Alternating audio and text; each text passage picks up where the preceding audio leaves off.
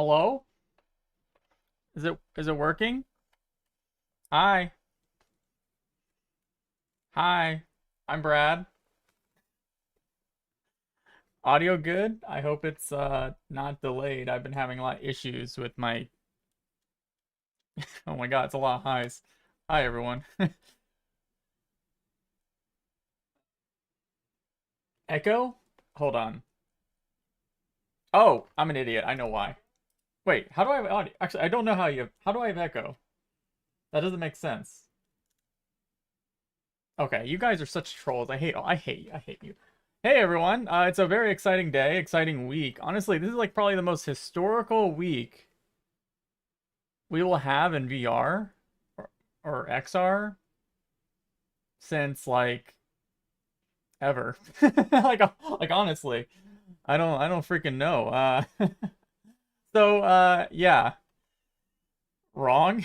I don't know. It's great. I mean, so what we got? So today, obviously you can see here. You can't see my cursor. I'm gonna fix that because my cursor is needed.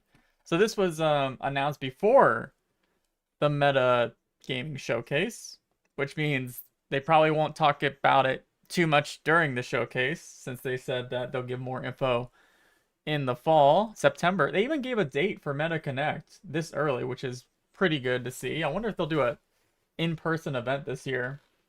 I probably wouldn't be able to go anyway, but also I don't know what my camera's doing. It's like glitching or something. If that gets bad, I will fix that. Anyway, yes. So yeah, it's a huge week, and we have Apple like 99.9% going to announce next week. That's crazy. Um, and also, I hope you don't hear that. This is about to happen as well. It's a small thing in my opinion. You might not have heard about it because everything's Quest 3 right now, but we'll talk about it. There's so much to talk about today. That's why I had to start an hour early. There's so much going on. Sucks Apple's headset's gonna be through like $3,000. Sucks, but you have Quest 3, you know? Like you have the option of this. I don't think anyone I remember like a couple years ago or even a few months ago, people were like, well, Apple needs to release a Quest 2 competitor. I'm like, Apple's never gonna do that. Like they sell they sell at such high premiums already for their products. Like there was never going to be a $300 Apple headset. It never made any sense. But yeah, we'll talk about Apple a little bit later. Yeah. So what big screen? I'm gonna get to the Quest 3 stuff, but since this is literally happening this second, Big Screen is releasing embargo. They were kind of teasing it a bit, but basically they changed the optics a little bit to get. I think my dog was chewing on my facial interface because I noticed there's a huge chunk missing, and that's new. Well, uh-oh. Oh, anyway, yeah, they wanted to expand the FOV. I can skip ahead. Oh, I'm an idiot. So what are they advertising? So they say they went from 93 to 102 horizontal, I guess. I haven't measured it. This unit here, though, I can tell you, this unit here is the updated optical unit, and I want to tell you a story about it because it's kind of interesting. At one point I had 3 different units in my house. I'm pretty sure I'm allowed to talk about that. The first unit had a much wider FOV, and it was very obvious to me. And I was like, I originally said, "Oh, this is pretty good," and then I started using it for long periods of time, like my old one, and I noticed I was getting like eye strain pretty fast, and then I started noticing probably why. With that first unit, I think they were canting the displays too much canting, and I was doing a lot of stuff like reading text. Like I like to do monitor in VR sort of thing because you get close to being able to do that with this kind of resolution, and I was getting eye strain.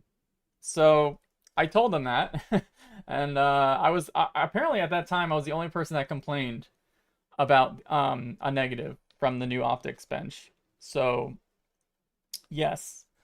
Then eventually, I think they tweaked it even more, and they sent me this unit, which still has more canting than my first unit. My first unit's binocular overlap was very good. It was like there was barely any canting being done for sure. It was very, very good.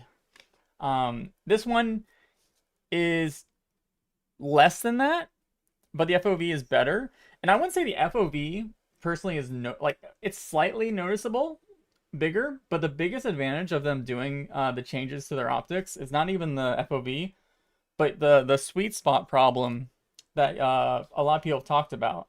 I talked about in my video how like when you're in VR chat, I would turn off the microphone icon because the clarity would basically fall off a cliff around the edges of the screen, especially where that mic icon was.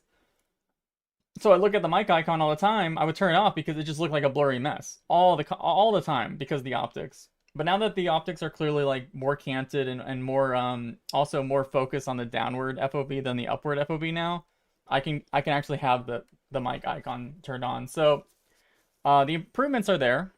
They're better than the first original unit I got, and I'm gonna fix my camera because it keeps bugging out. That's driving me crazy. So yeah. Oh, am I saying canting? What am I? No, wait. No, not canting. Yeah, canting. Canting's correct. It's when you do this. You do this. I think some people are confusing counter rotation, which is what the Quest Pro did, where they like rotate the displays like this. Canting is rotating this way. Counter rotation this. Canting this.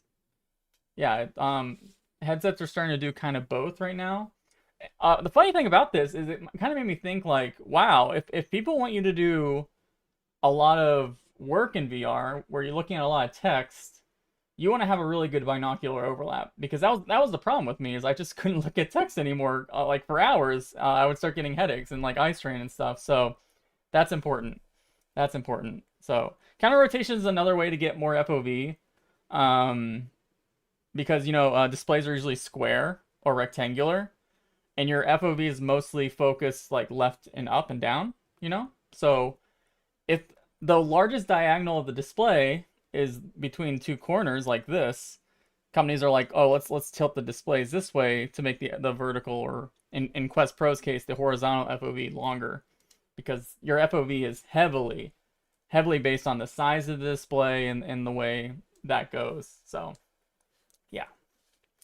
So anyway, that's all I had to say about Beyond. Also, I have 1,000 people here. Thank you so much for everyone being here. I think I had a donation. Hold on, let me scroll up. Their biggest issue is going to be FOV. Yes. You know what? Their biggest issue, actually, I don't think FOV is the biggest issue for the Beyond. The more I've been doing a ton of experiments. I did a video on it on my channel of like mixed reality on the index, and it is useful if you want to do some things to be able to see your environment, even if it's like very small windows in your real world. So that might be a weird thing as time goes on, not having any cameras, but it's still a really good headset if you're like social VR obsessed. Like honestly, it's I never use my index anymore still, because I'm doing social VR stuff all the time. So all right, let's talk about what's the FOV like? Okay, FOV is not even close to the index. Index is always like, when I put the index on after I use the Beyond, I'm like, okay, yeah, I see why I miss FOV a bit, but I don't miss FOV so much where I'm going to sacrifice like the resolution, because it's just, yeah, it looks great. All right, let's talk about Quest 3. Let's talk about Quest 3. We have a lot of stuff to talk about. We can go back and forth. If I finish all my spiels, then we can do like before the show starts, which the show starts in 50 minutes. We can talk about more things that you guys want, more specifically. But I know a lot of people want you to talk about Quest 3. So Quest 3 was announced on Zuckerberg's Instagram channel today, with this little neat video. Yes. Is my desktop audio working? Okay, it's kind of screwed up. Okay. So, as you can see here, it looks a little familiar, the design. Let's talk about PSVR 2. Maybe we will, actually. I do kind of want to mention PSVR 2 a little bit with this going on. So, yes, it has a depth sensor, which I'm so glad it does, honestly. We'll talk about that in a minute as well, but,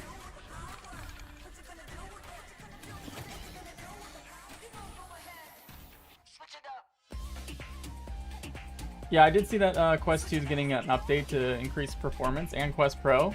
I think there's like up to 20% for CPU and GPU, something around those numbers.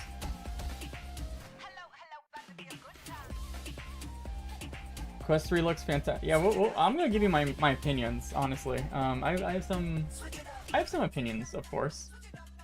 $500, ages 13 and up, coming this fall. Yep.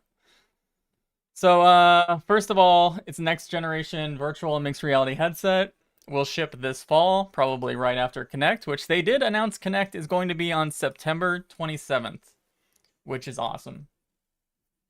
Is the resolution in Quest 3 higher than Quest Pro? Yes. I think they say, they don't give numbers, but they say like 30%, I think. They said it somewhere. It's their highest resolution ever. So it's higher than Quest Pro and Quest 2, which have like the same resolution.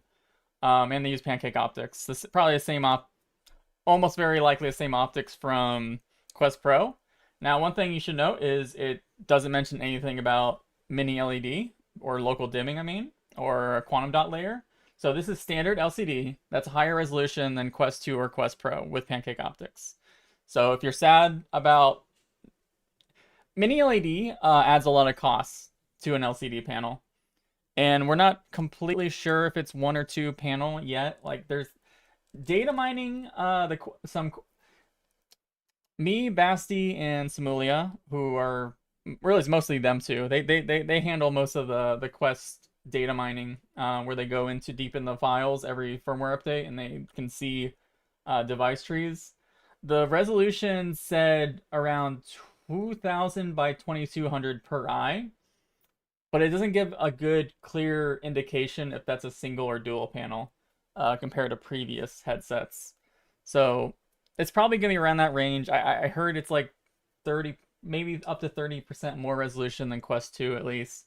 But again, the big thing here is the pancake optics for sure, because pancake optics need to be the new standard, and I'm glad that they are the standard, even if the price is higher than Quest 2 was.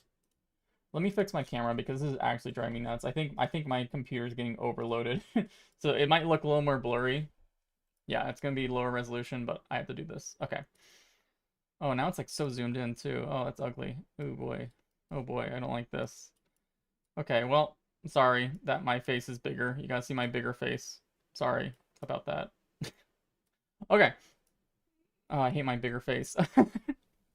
Pixels per degree. Well, you can think about it. Let's say it is let's just say it's 2200 both ways per eye. The average pixels per degree would be around 22, right? It might be more than that in the center of your vision, so it might be like 25 pixels per degree in a center window, and then go down from there. So it's not gonna be higher resolution than the Beyond, obviously. But obviously it's gonna be wider easier to get wider FOV. The panels will be larger, and it's gonna be LCD. Yeah. Let's talk about controllers, because this is probably the most how do I say, controversial thing. I don't want that. I don't know. Okay, so the Quest 3 controllers, and this was reported technically first a few days ago by Mark Gurman of Bloomberg.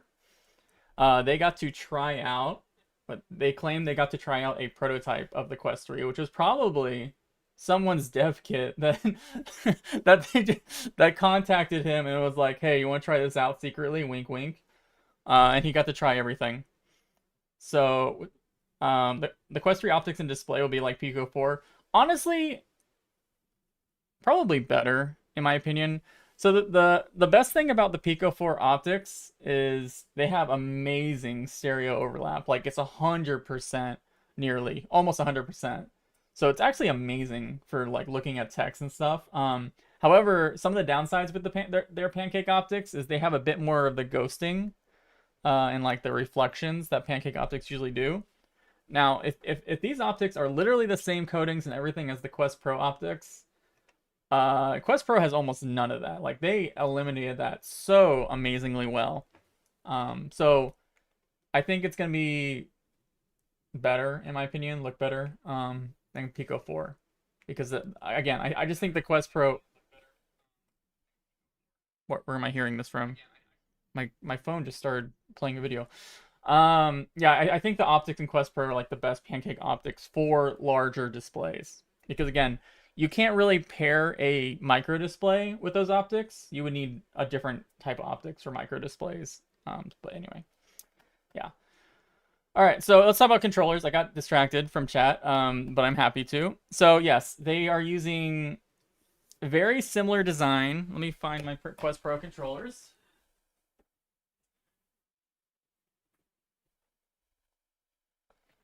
This thing never gets charged because I honestly don't use this thing ever. It's kind of sad actually, but so very similar to the Quest Pro controller, except they don't have any cameras. No cameras built in to the controller. Now, Mark Gurman, he basically said, so Mark Gurman did a Discord call in his own personal Discord after he made the article, and he said during the prototype he tried, he said the controller tracking at the moment was not very good. It was just not tracking as well as Quest 2. Now that could be just a software thing. So there's how many months till September, late September? We're in June, July, August, September. Like they have 4 months to clear it up. I think they will. Otherwise, they're literally shooting themselves in the foot. And Meta genuinely has the best computer vision ever. But there's literally 2 ways that they could do this tracking. And the first way is literally have IR spread across the controller. That's pretty easy. Basically the same way that the Quest 2 controller tracks. There's IR around the ring. Well, I can believe that Meta has gotten to the point, personally, that they can just spread IR all across the controller in different ways without a ring, and just rely on better cameras and better computer vision, especially with the new chip, to just do well. Now, if they don't do that, there is one other way that they could technically track controllers. So, controllers always have IMUs. IMUs are like magnetometers, and like they're the things that really do most of the fast movements. They can track where they are. Now, most of the actual controller tracking is done by IMU fused with other things, whether it's camera. Cameras mostly are there to solve the drift problem that IMUs have. So as long as you have IMUs and controllers, I know Carmack talked about an idea a couple years ago where he thought that Meta could, if they wanted to, be able to use the hand tracking with, like this was back when they were talking about Quest 2, but they can use the hand tracking to track hands accurately and match that with the IMUs in the controller to do tracking. And they kind of call that passive tracking. Now, obviously, if the cameras can't see your hands, you're only relying on the IMUs, but it's the same concept as well for IR LEDs, and I'm not sure how well that would be good for Beat Saber type stuff, like high-end Beat Saber, but the benefit of this headset is the depth sensor, I think. I think the depth sensor and the new chip is probably the most exciting things about this headset over everything else hardware-wise, in my opinion. Pancake optics are also really good, but those 2 things are the 2 standout features. So I was told by so many people when the Quest Pro had a depth sensor, which was most of its development time, it had a depth sensor in it until like the last couple months right before they launched. They just removed it. It was an emergency situation. They clearly didn't want to do it, but something happened. I won't speculate exactly what happened, but it was last minute. I was told by people that had dev kits that had the depth sensor inside that one thing they noticed was incredible, even better than when the headset launched, was the hand tracking. The controllerless hand tracking was amazing with the IR projector and the depth sensor, because it's just like how Ultraleap, have you ever heard of Ultraleap? They have a little IR projector that puts dots all over your hands, and then they use the cameras, IR cameras, to easily see and quickly be able to map your fingers. So depth sensor would not only be, I would assume here, depth sensor would not only be good for environmental meshing and mapping out locations, but it should especially improve stuff like tracking hands. Like it should I would be very shocked if it wasn't even better than, like, considerably better than Quest Pro. It's very important to have that hardware for hand tracking. Yeah. Am I staticky? Am I static? I said someone. That's not okay. I get very scared. Anyway, yeah. Yep, I did talk about Beyond FOV. I did talk about that in the beginning of the stream. Depth sensors could see through. Yeah, so no, Quest 3 is LCD. 100% LCD. It definitely LCD. So, but they did say here in this blog post that if you want to upgrade to the Quest Pro controllers, the Quest Pro controllers will be forwards compatible with the Quest 3 headset. So let's say the headset release and you're like a insane Beat Saber player, in whatever way they're doing to do the tracking for the Quest 3. They're called the or the Touch Plus controllers, the new ones for Quest 3. So if those don't work well enough for you, these will work for extra $300. So that is the thing. Quest 3 resolution will be way better than Rift S. Yeah, Rift S was like only 1440p or something. Even the Quest 2 was better resolution. Quest 2 was like 1920 or 1800p, around there, depending on how you want to count it. So, since the Quest 3 doesn't have upwards cameras, do you think they are going to extend hand tracking? I do wonder. So yeah, that's kind of an interesting point. Let's talk about that a little bit. So yes, the camera layout.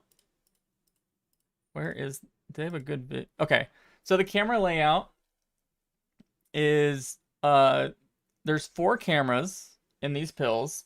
2 of them are black and white IR. 2 of them are color. We'll talk about that in a minute. I say that phrase a lot this stream. And then the other 2 IR cameras are down here. Now, if you'll notice, this is very similar camera layout to a lot of headsets these days. Like the Vive Elite XR does the same thing, except they're more spread out. Their IR cameras here, their IR cameras here, and down here. No one's putting IR cameras up here anymore. The truth is, you don't really... Most people don't have their hands raised all the time, like this in VR. They do this. Yes, they do this, and that's where you rely on the IMU mostly. But most people all the time are usually like this, right? Their hands are always down. So this is a kind of a better tracking method to have a wider, better range, not only for just controller tracking down there, but hands, because your hands are always down here, especially when you're on a keyboard or something. So this is very good for that. Is it good for the fast, high raise movements? You better hope that they got their IMU stuff figured out very well. But I haven't heard too many complaints so far from people who have used headsets that do this new camera configuration. I think the sensor fusion, for the most part, can handle it pretty well. Again, this is for the casual consumer. It's great to have the full range of motion and movement. I mean, that's why I use Lighthouse, right? But will it allow you to do like leg tracking or arm tracking? I'm not sure about that personally. I'm still not convinced, but yeah, we'll see. Because I know there's rumors that the Apple headset has like a ton of cameras looking at your legs and stuff, but even that, I'm still pretty skeptical about that. I've seen a lot of research papers and stuff talk about using that for that use case, but never any good enough demos to where I can be like, yeah, they're gonna push it to a wide audience, you know? It does have it does have an adjustable IPD. That's what this wheel here down here, that is an IPD adjustment. wheel. And these are the volume rockers. Do you think Meta is ever going to make full body tracking? Yes, but I don't think they will. I don't think they want to. If they get full body tracking, I do think it will be camera based. I just don't know how soon that will be, because it's really important for. I know right now full body tracking is so expensive. Even if you want to buy like just IMU kits, they're still pretty expensive. But they really do add a ton to social VR, and Meta is a social networking company, right? That's why they put eye and face tracking in the Quest Pro. Obviously, that wasn't enough for a lot of people to buy. And this is, this is actually true. I am more in. I think this Quest 3, personally, I think this headset is way more interesting than even the Quest Pro. Like, honestly, it has a removable head strap, so you can put whatever head strap you want. You can mod it with whatever third parties you want. It's likely going to have way better mixed reality because the way that the Quest Pro does mixed reality, it has these are two IR cameras, and then there's one color camera. And what they do with the color camera is they kind of mesh the color feed over these two binocular cameras or whatever. It just doesn't look good. Like, honestly, it doesn't look right. It looks bad. Like, you can't read anything. It makes you legally blind in some ways. It doesn't look good. That meshing thing does not work. Binocular color cameras, even though they might be slower than doing the IR camera, they're just way better. They look way more natural. You still have to apply a reprojection on color cameras for doing mixed reality, because guess what? Those color cameras are not going to be matched up with your eyeballs because different IPDs or whatever. So they will have to do like software adjustments, and that will take processing power. But guess what? The Quest 3 has a better chip than the Quest Pro. So that should be a lot better, because whenever you turn on mixed reality on the Quest Pro, this thing turns into like a volcano. It gets so hot. I think I was told by a developer it takes up like 40% of the resources just turning on the mixed reality on this thing. It's really a lot of processing the way they do it. And even on the index, I made a whole video talking about how the index, it has binocular cameras. It's obviously not the best. I mean, these are outdated. They're 960p per eye. But I like this more than the Quest Pro's distortions. Like, the distortions are very different. So I am glad they're switching to binocular color camera. I think it'll look way better. I do believe that it will... I do believe it'll be usable, basically, if that makes sense. Mixed reality is just a gimmick. It's gonna be interesting, I'm not sure what they're gonna show me. That's like not even just Meta or like, I'm not sure what Apple or Meta is gonna show me. That blows me away for mixed reality, because so far, every demo that has been shown for mixed reality has made me like more skeptical. I was like in this so Quest Pro, I was kind of excited for it before it came out. Like, honestly, if you go back for some of my videos, you would probably see some of that excitement. Like I hyped myself up for it. I was like, oh, this is a new thing. It'll be interesting. It'll be a high-end headset. And then when I got the headset, it kind of destroyed me. Like, honestly, I was not impressed with it as much as I thought it was going to be. I was excited that Meta, a multi-billion-dollar company, was releasing a high-end headset after so many years. It just didn't do it for me, though. And the biggest thing that I was most disappointed about it was definitely the mixed reality, because that was the marketed feature. The biggest feature they had was this meta reality. They even coined the name for it. And when I tried it, I'm like, is this the best that it's gonna be for mixed reality for the next few years? That's how I felt. So yeah. Yeah. Just like Guy Godin says, Pastor has been a disappointment on all headsets, hoping the Quest 3 or Apple headset can be doing something. And that's how I felt. It literally, again, I was hyped for the Quest Pro's mixed reality. And then when I tried it, it made me like a doomer. It made me an absolute doomer for the concepts of mixed reality. Wasn't my fault. That was Meta's fault. It just didn't live up to the expectation they were selling. This I think will be better, but I still haven't seen any demos that have blown me away, because a lot of the stuff that they show for mixed reality currently for software, I feel like I can do cooler stuff in VR. And that's my problem. Is my problem with mixed reality is I think it's awesome. I think I see how useful it'll be for productivity and using it for everyday people for work. But for me, I already like working in VR because I think it's beautiful going into whatever environment I want. What that people have tailor-made that I can't recreate in this crappy looking room I live in. It's very dystopian, but that's how I feel. So, is it 100% LCD? Even though they have not said LCD, I'm 200% confident that it's going to be LCD. 200% confident. The only OLED panels that they I don't think they could use OLED panels like the standard ones, like in PSVR 2, and I don't want them to, honestly. I think glass backplane OLED doesn't look good. It's just not there for VR. I think it's done. PSVR 2, I'm not that happy about.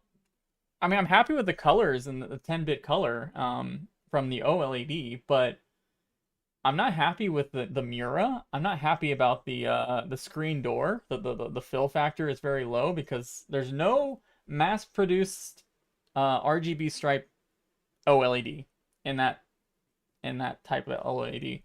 That's why I'm really hyped about micro OLED. So yeah, Bigscreen does not have any Mura. I have not seen any Mura in any micro OLED display. And a big reason for that is mainly because that the way to make OLED displays, the backplane on OLED is glass, but also the transistors to lay on top of that glass backplane use what's called polycrystalline materials, which means they just mix a bunch of different materials and they don't care how it lays out, because most people can't notice Mura on a direct view display, so they don't have to worry about that. But micro LED is literally deposited on the same thing as computer chips are. They're literally silicon. And silicon is monocrystalline, at least all the micro OLED they have now.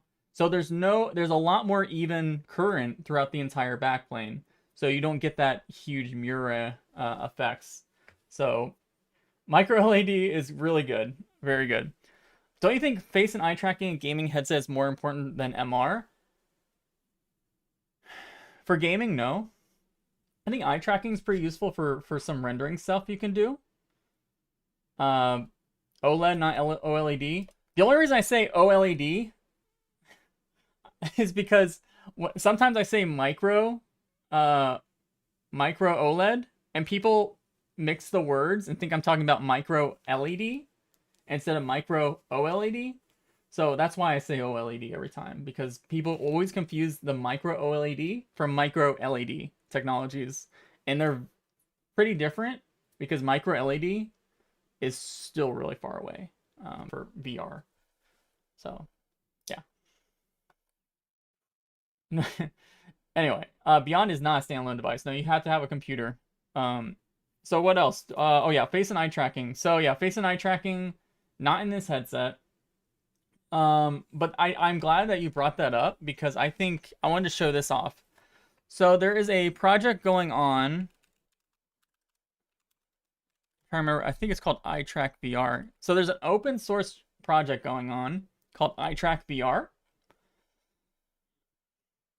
What it is, it's exactly what it sounds like. It's open source. You can add eye tracking to any VR headset with cheap components that you put together yourself. I have a lot of friends or a few friends of VR chat that have done it already, and the eye tracking looks good. And I was literally sent this. Oh, no, not that one. Hold on. Where is it? I gotta find it. I had it a second ago. So I was sent this yesterday. The person who basically builds the algorithms for eye tracking for the iTrack VR open source thing, they are very confident that they're close to getting face tracking too. That's all open source. So it'll be very cheap for at least DIY people to add eye and face tracking to whatever headset. They say that they have tested it for Quest 2, Reverb G2, and I think there was another one, but yeah, I think they said it's like only one camera and like some IR blasters, and it's very cheap to get this working. So I wanted to plug them because they're doing fantastic work for the community. Okay, what do you make of the double the GPU processing power? I do think it'll be a noticeable difference. Yes. Yeah. I don't think it'll be a noticeable difference right away for gaming because the baseline for developers to target will be Quest 2 for a bit of more time. But that's okay because it's only been since like a few months ago, or maybe even a little bit more than that, a tiny bit more than that, that the baseline that developers had to support was Quest 1. But now that they can completely throw away worrying about Quest 1, which was a ridiculously weak chip, it's not even fair. You will notice a lot of games, probably even for this showcase, a lot of games will look better graphically because they don't have to target Quest 1. And I'm sure companies will also, if they want, depending on how well Quest 3 does, they will support more GPU power for Quest 3. Because I think the last I checked, again, this is just from data mining, it's not confirmed yet, but the Quest 3 panels that we think are the Quest 3 LCD panels run at 120 hertz, like off the bat. So at least you get that. Personally, Meta, this is a donation from Justin. Personally, Meta has the wrong product segmentation. It's clear that they don't understand the market. It should be casual, entry gamer, social gamer, pro gamer, enterprise. Yeah, but having that many products is very dangerous for such a small market. I don't even think that that's why I'm pretty confused because if you haven't heard, apparently this was a leaked report from, I think it was The Verge. The Verge reported on a big showcase, internal showcase at Meta, that this year, where is it playing music? Hold up, I'm very confused. I keep hearing stuff. Okay, that was weird. Sorry. I'm sorry that that kept happening. That's freaking me out. So yeah, apparently there's gonna be a even more affordable Quest next year. That'll be cheaper than the Quest 3 is what the report said that Meta told internal employees. So apparently they're not working on a pro headset, a second gen pro headset for next year. They're working on like a Quest 3 minus, I guess, for next year, which will be interesting. I don't know if you can. That's such a huge, wide range. Quest 2 at the new price will cover the low end market. Yeah, but like that's another thing. Like Quest 2 lowered its price to $300, but that's what it started at. Will people look at the Quest 3, see all the new features, and be like, wow, that's a lot of new features, especially if the Apple headset comes out, right? People are going to be like, wow, look at the Apple headset, what can it do? And then people look at the next thing, which is Quest 3, right? The cheaper version of the Apple headset. That's what people will probably say. And then they look at Quest 2, that's 3 years old, only $200 less. My brain can't wrap my head around who would want to buy a Quest 2. It's really weird, but yeah. Is it possible Quest 3 will be closer to native PC quality? Oh, no, no, no, no. I mean, maybe native PC quality from like 6 years ago. Yeah. But you have to remember, this is still a mobile chip. It still has to worry about heat throttling. It's got to worry about how much wattage it can use for battery. You're not going to have a magical 4090 in a headset, right? But it'll be better. It'll be better. The graphics power will be considerably better. What's the max you would pay for a headset for with the ultra wide FOV in 4K? So you're talking about the Hypervision. Actually, you know what? We'll come back to. We're running out of time, so I want to talk about this a little bit. They're talking about my SID trip, which real quick before I do that, I went to an event. I did a couple videos. I have 2 more to release. This is a display conference. All the big companies show off their newest displays. And some of the highlights I saw, the biggest highlight for sure was this display. This is a 1.3 inch 4K by 4K per eye micro OLED display. Now, I also showed after this a super wide FOV that uses 4 displays to get almost 240, or I think it is 240 horizontal FOV all around your periphery using stitch pancake lenses. Now, people think that you can take that lens system and these displays together to get that. You can't do that for micro LED, but they technically could grab this. They could grab these displays, which are 2.5 inch LCD displays, and do that. But you're talking about so expensive. You have to render 4K by 4K times 4. You have to worry about all that heat. I don't even think it's about like how much I would pay. Honestly, I don't think I would need 4K. Here's my opinion. If something like that were to happen, the first 2 panels would be 4K by 4K, but I don't think they would need that for the side panels because your vision, your peripheral vision is much lower resolution than your direct view vision. They could honestly probably keep like 1600 by 1600 per eye around there and it would look fine. Because again, your actual vision drops off a cliff over here. So yeah, I don't know how much I would pay. Sorry, I don't answer, but I'm honestly not that interested too much in that. Like it was cool, the wide FOV, but a lot of people when I made that video did say that they were interested in the 140 degrees, which is the standard pancake lens. I think that's more interesting because I think 140 degrees is a pretty good number for a like a standard direct view FOV in my opinion. Anything past that is like overkill.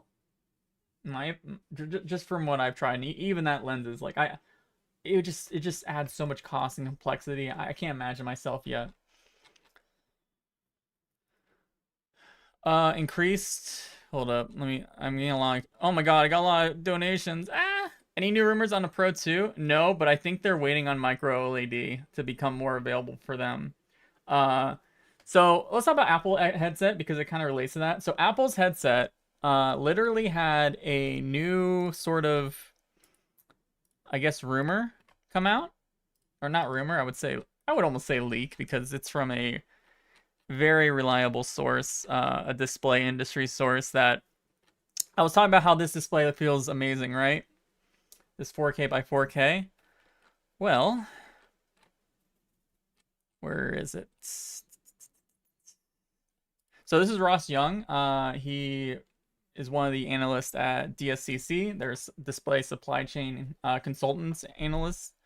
And the Apple headset is using 2 Sony micro OLED at 4K by 4K per eye, 4000 PPI, 1.41 inches in diagonal, which is actually larger than the BOE one by a little bit, but that still matters because that's easier to get a somewhat bigger FOV out of these micro displays. And they're targeting greater than 5000 nits of peak brightness. Now, this right here made the internet go on fire, and I wanted to cry. I was actually like malding a lot, reading a lot of articles on the internet after reporting about this because so many articles talked about how their headset's going to be brighter than their TV. It's going to be brighter than them going outside. They're going to be blinded by their new headset. But no, because this is just the display brightness. This is not the brightness to your eyes. You might get 100 nits of this to your eyes, in my opinion, if they do it right. If they do it right, you'll only get 100 nits to your eyes, just like the Quest 2 and a lot of other headsets. The Quest Pro even. So yeah, pancake optics, duty cycle, removes all of that. This is what they had to get. This is the bare minimum that Apple had to get to have a good, bright picture in their lens optic, basically. So yeah. Speaking of high brightness, to prove that 5000 nits, even if it got to your eyes, is not a big deal, I did have a video. This is something... Oh. This thing here, this is kind of cool. I want to talk about for a second, real quick. I'm sorry, I'll go through donations quick. This right here, This is a laser, RGB laser backlit LCD display from a company called Vitra Labs.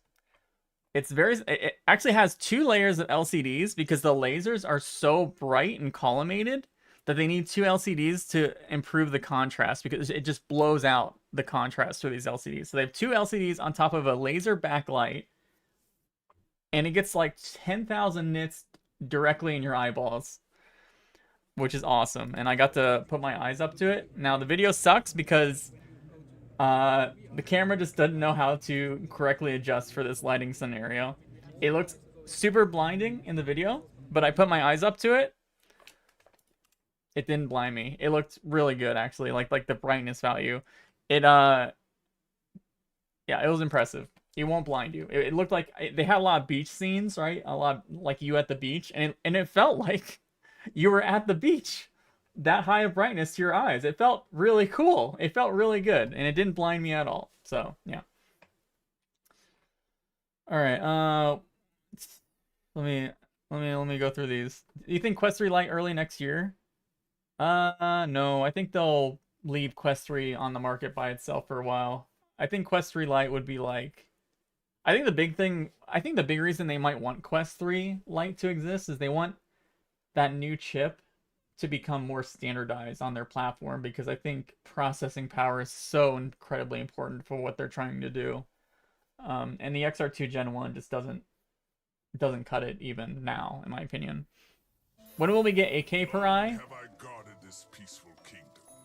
What is happening? What is happening? Oh, it's a pre-show. Okay. We're not gonna watch pre-show. 8K per eye. I heard the next target after 4K per eye is 6K per eye for micro OLED. I don't know when we're gonna get 8K per eye. But I think 6K per eye was the next resolution target. But I don't think companies are. Maybe some companies will try 6K per eye. You're talking about like the problem with the resolution is not even just like the rendering, but like you're getting like bandwidth problems at that point, right? Like the data that they had to send just to drive these resolutions. It's kind of crazy. But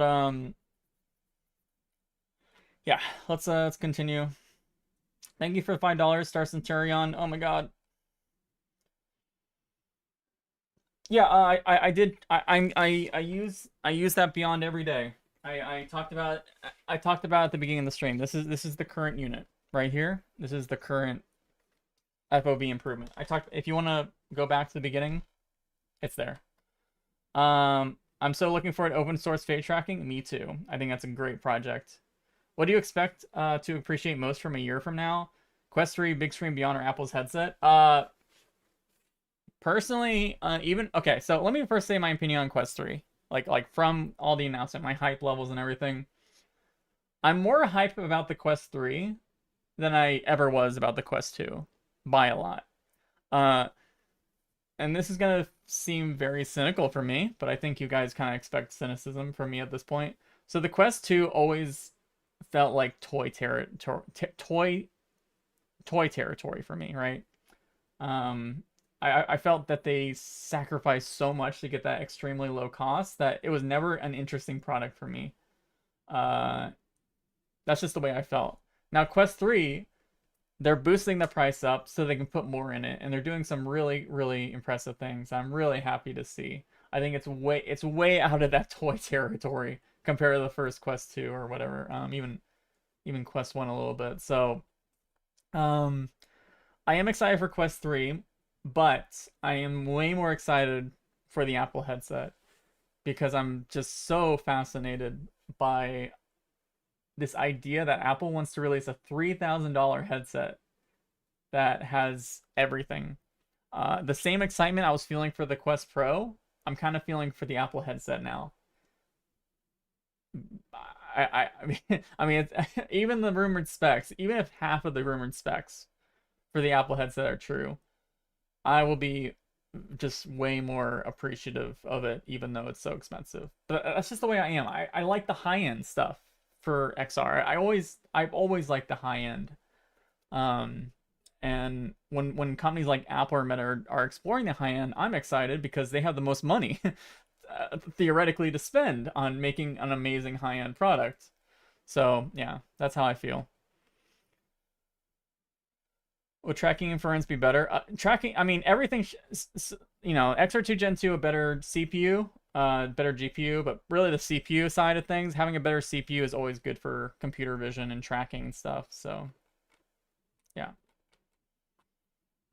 $10 from Cat16 Hello Stars and Tyrion. Thanks for the coverage. No. Thank you. Okay, I finally caught up. How long we have? So we have 8 minutes. Okay, now I can actually. Do you think Deckard will 4K per eye? There's, so again, the big theme of SID Display Week has been 4K per eye. Whether it's LCD, micro OLED, everything was 4K per eye by these large display companies. That BOE display I showed earlier, by the way, that BOE display, the 4K by 4K per eye, that goes into mass production by Q4 of this year. That is huge. They barely even they barely even made that many micro OLED displays up until this point.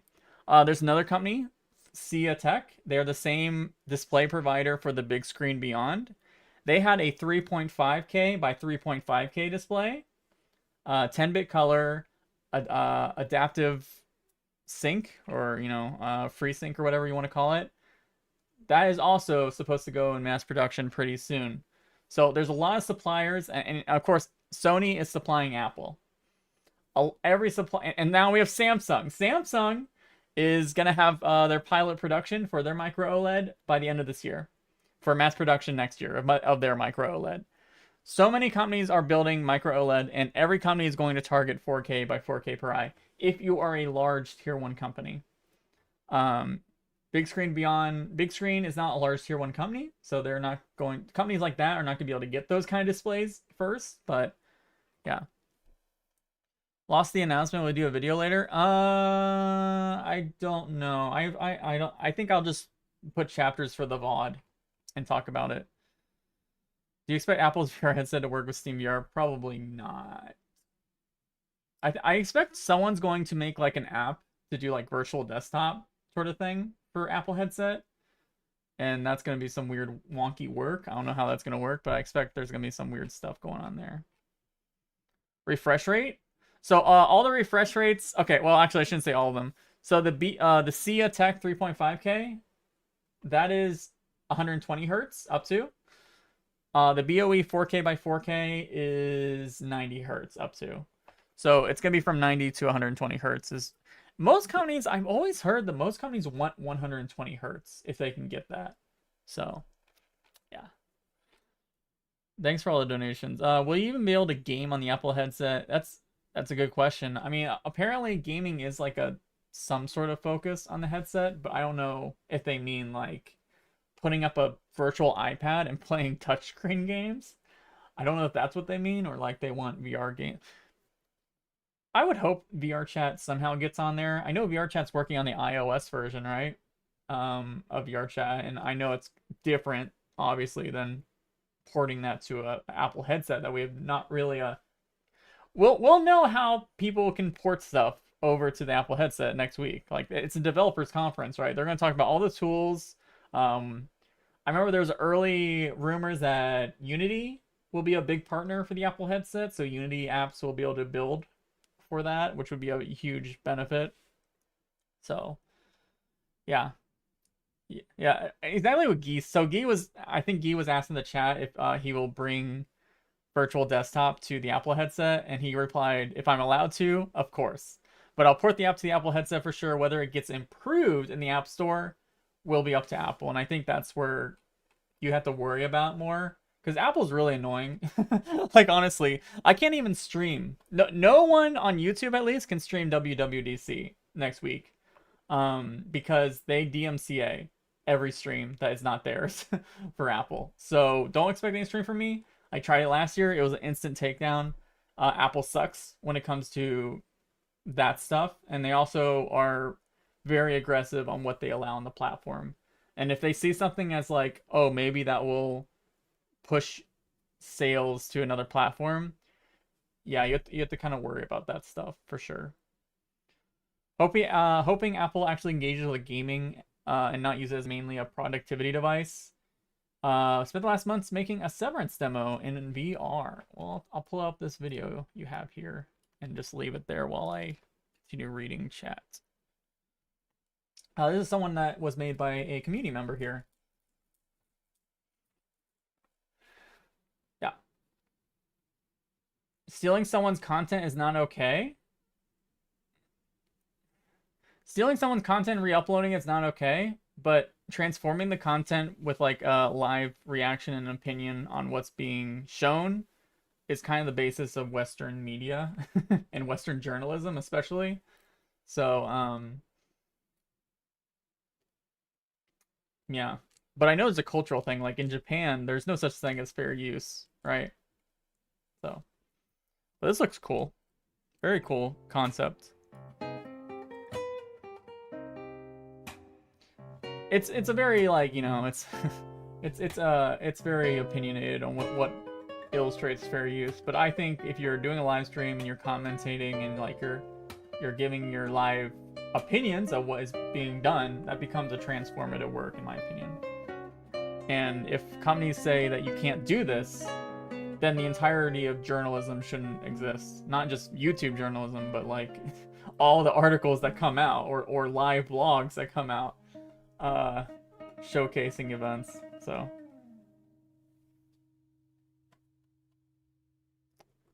this is very cool. Very nice. What the fuck? Oh, that's very that was cool. Very nice. Very nice. Good stuff. Yep. All right. So this is technically about to start officially. They're right now running a pre-show, so let me switch over and I will talk to chat a bit. Okay, cool. They're doing a countdown. I gotta get audio levels correct, so let's do this now. Okay. Am I too loud? I also need to fix some other stuff too.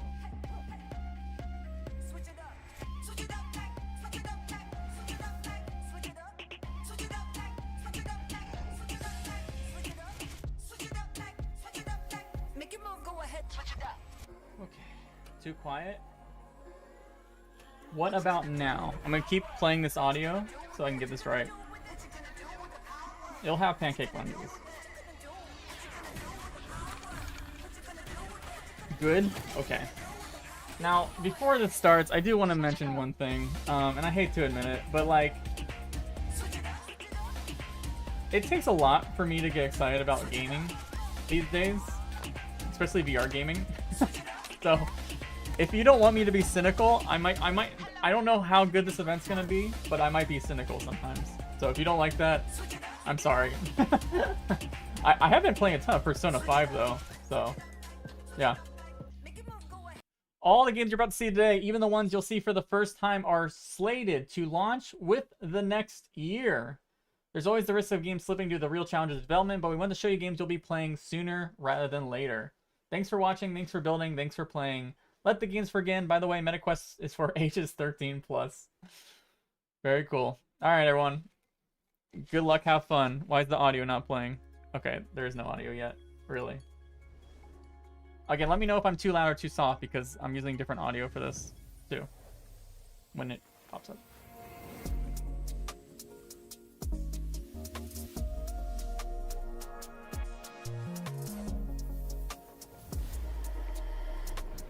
I'm already bored. 2 seconds in. This sucks. Holy base. Is this better? Good? You're Welcome too quiet. Everyone, to our 3rd annual MetaQuest Gaming Showcase. I'm thrilled to be back hosting, and it's a big day. This morning, Mark Zuckerberg shared that our MetaQuest 3, our next-gen VR headset, is launching later this year. MetaQuest 3 too is low? our follow-up to Sorry, MetaQuest guys. I'm 2 trying. and will feature advanced tech that opens up new possibilities in both VR and MR. Their audio's up and down. Sorry. It will also be backwards compatible with Quest 2's entire library of over 500 games and apps.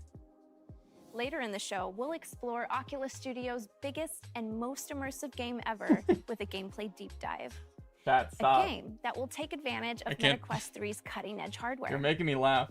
We have way more Okay, to so share they're when showing MetaQuest 3 games releases, that will look including specs, better on more Quest apps and 3? Is that experiences, what that means? and a whole slate of groundbreaking MR content. These are all stepping stones toward our long-term vision for building the metaverse. But for today's showcase, it's all about VR games. Every title you see today will be playable on both MetaQuest 2 and 3, and is currently set to launch in the next 12 months. So let's get started.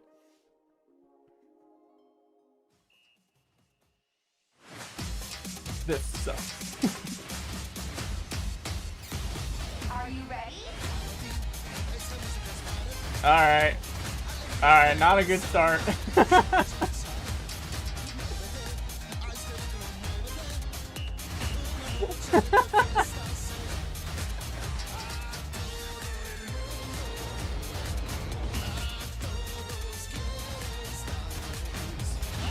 Oh, it's like Just Dance, but with maracas. I think. I want to move and move it.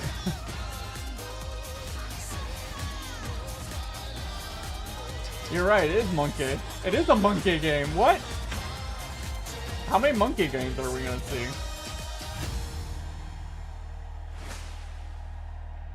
Did I tune in? Sega. Oh, wait. Samba de Amigo Wait, that's a in Sega VR. game? I could not be more excited because music is such an important part of my life. I was a professional musician for years, and at Meta, I've gotten to work with the talented teams behind a bunch of other rhythm games. Playing Samba de Amigo in VR feels Is like this it's always belonged here. That game's old? And I can't wait I never to heard see of it, everyone sorry. shake, shake, shaking their maracas when Sega brings the game to the MetaQuest store this fall. Back in February, Shell Games revealed I Expect You Guitar to Die pick? 3, Cog in the Machine. Today, I can confirm that this third helping of Spy Hijinks, or Spyjinks, is coming to the MetaQuest store this year. Hopefully your skills haven't gotten too rusty, because this threequel will send agents on their most challenging mission yet. Confront more villainous villains, tackle more perilous perils, and expect to die a few more times. Can they make like CEOs as a You are villain either in a very game? strong or Like that real life steering wheel ones? was not attached correctly. Dr. Roxana Prism is a former inventor for the agency. She truly believes she can create a better agent. Oh, these are good games. Hey, I'm Real Butler. You'll either prove her wrong or prove her right. You're dead in that second scenario. Kiss. Once you're dead, everyone will see just how superior my robots are to human agents. Hey, you found some nickel. Do it again and you'll have 10 cents. Every I hope time it we comes out for encounter Agent PC. Phoenix, we get stronger. Check this out. We can fly now. It's simply a matter of time and iteration. You think that's the end? It's not even begun! Are you using Dr. P's notes I left in there? Aren't they great? Sometimes I look at them Easy to because make they in me VR happy. chat? Kind of You true, don't have to play the actually. series in order, but if you'd like Have to, you guys you'll played find some of the first puzzle two games worlds? bundled Like in the Room MetaQuest Escape store Worlds in VR for chat? They 40% get off for a insane limited now. They're time. crazy. But the game looks That's good. not all Shell Games is working on. They made a promise at last year's showcase. 3 games Oh, over it's the next listed on 2 Steam years. already. Hot off the press, let me introduce you to Silent Slayer, Vault of the Vampire. Silent Slayer is a single-player horror game that'll bring you face-to-face with Chat. slumbering vampires. She's not your And mommy. as you might guess from the title, I'm stealth sorry to is say, key chat. to survival. As Shell Games puts it, silence is golden, sound is death. Spooky. Let's take a peek. Keep silent. I'm not your mommy either. No. At last. Aim for the center of the chest. And do not be gentle.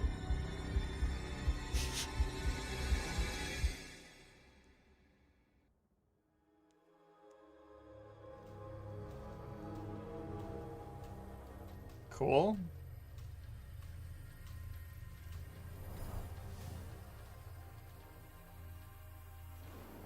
I don't know. There was a hand in that At video. last year's That's all I showcase, remember. We revealed Ghostbusters: Rise of the Ghost Lord.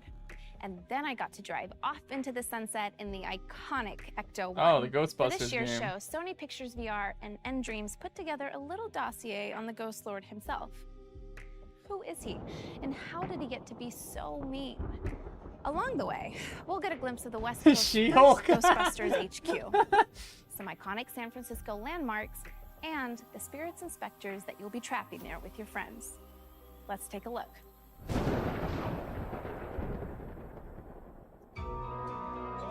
Shrek.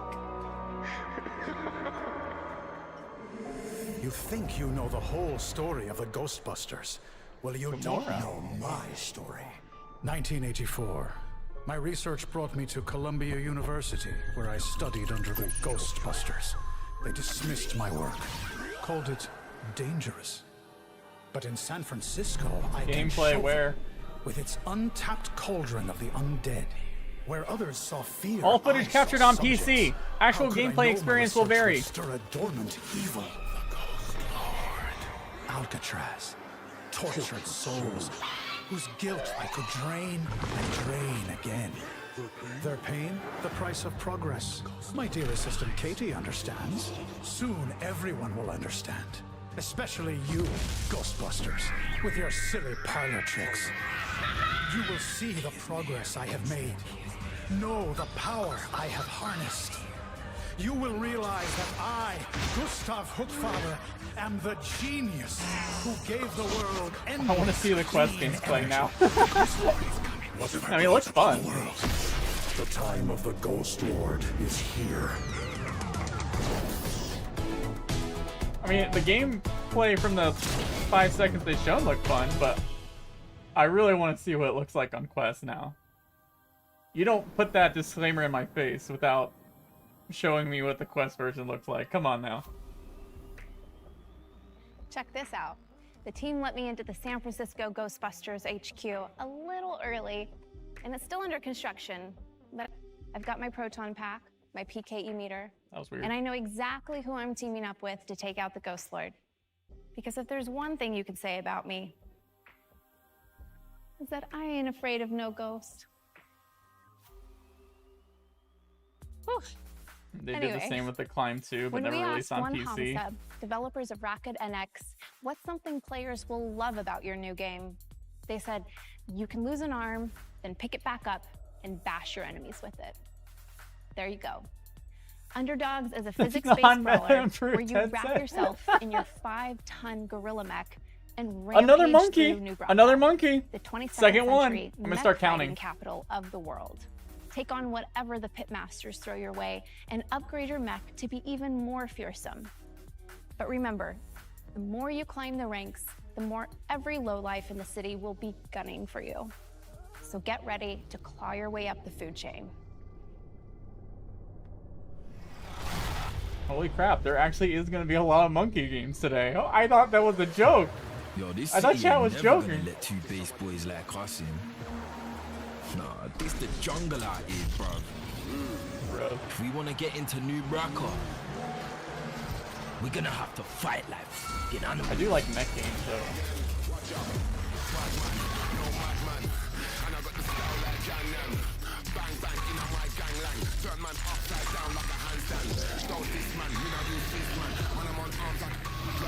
What Chinese?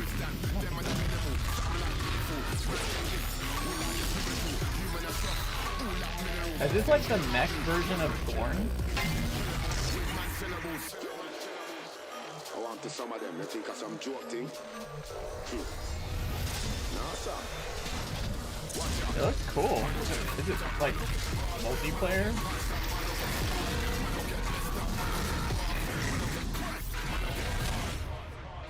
Gorillorn. You're in the red! Get up, man! I like that. Bubble's critical. Very clever. Your arm's broken clean off! Ricardo, they're coming in for the kill!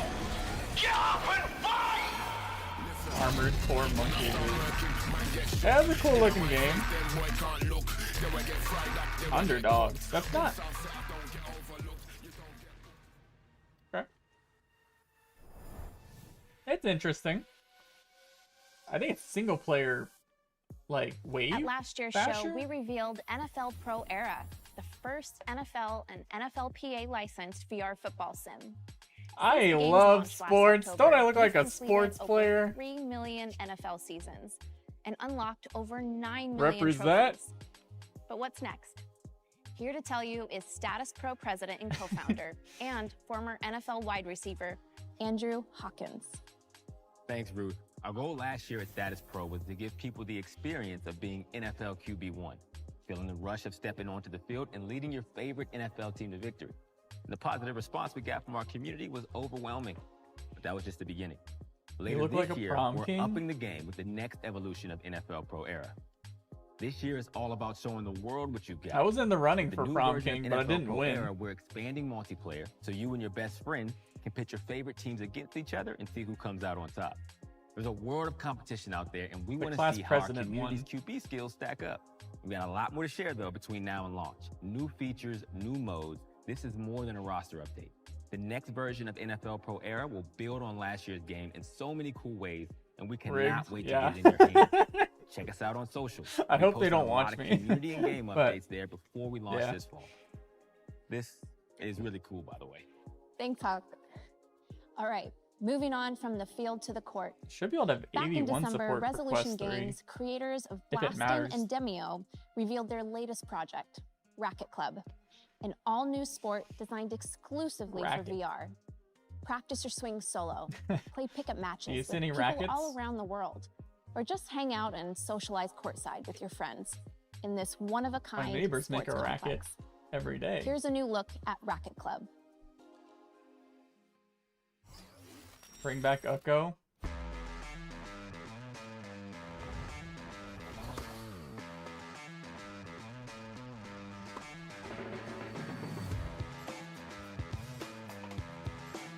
Do we have a tennis game yet?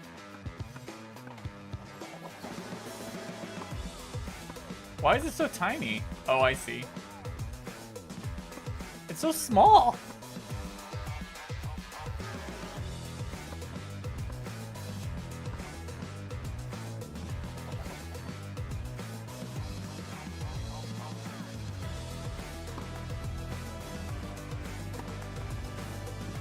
Is this a real sport? Like tiny... Is tiny tennis a real sport? That's even smaller. Oh, it's that kind of... Where you... Okay. I see. Okay, I get it.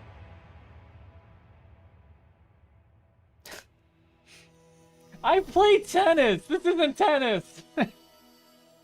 Not tennis!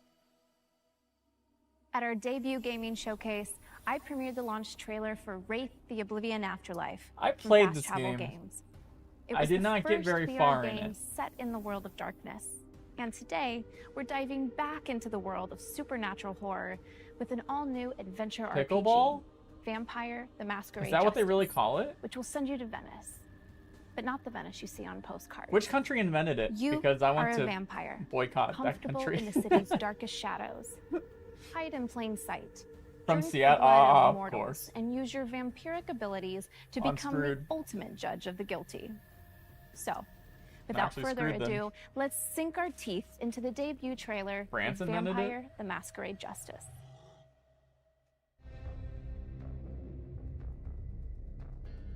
Oh yeah, another vampire game. So we have two monkey, two vampire. Venice. Italy. Felt like I was back on square one. Hiding in the night. This is like an open city game. I didn't want to get dragged into this. but the guilty must be punished.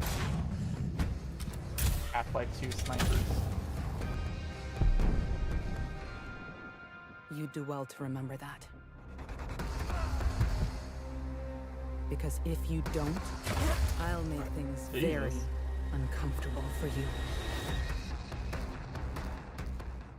This just made me want Left 4 Dead, like, built for VR, like Next, actual Left 4 an Dead adventure versus that mode. never needs to end. But I keep thinking of the Hunter. This one is special to me. in Versus. It's developed by Othergate, a studio co-founded by 4 VR veterans who I used to work with for years on the Oculus Studios team on our very first and super popular franchise, Dead and Buried. I know firsthand that these guys are Dead and Buried is masters a at pretty old making game fun now, right? multiplayer games, and I am 2016, honored I to think? announce their next project, Dungeons of Eternity. This 1 to 3 player dungeon crawler generates levels from hundreds of unique chambers, so no 2 trips are the same. You'll explore dark crypts, ruined castles, and deep caverns. It's an older Battle game. monstrous enemies I with did hear it was melee and good, too. magic, solve puzzles, I can't remember avoid it. traps, I think it was gather like loot, Cowboys or something. escape back to safety, level up, and then do it all over again in a brand new dungeon. Take a look. Don't say that out loud, eCoin.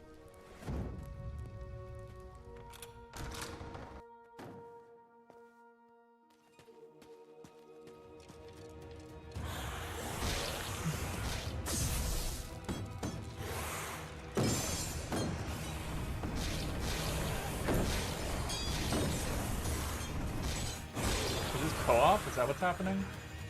Ah, yes.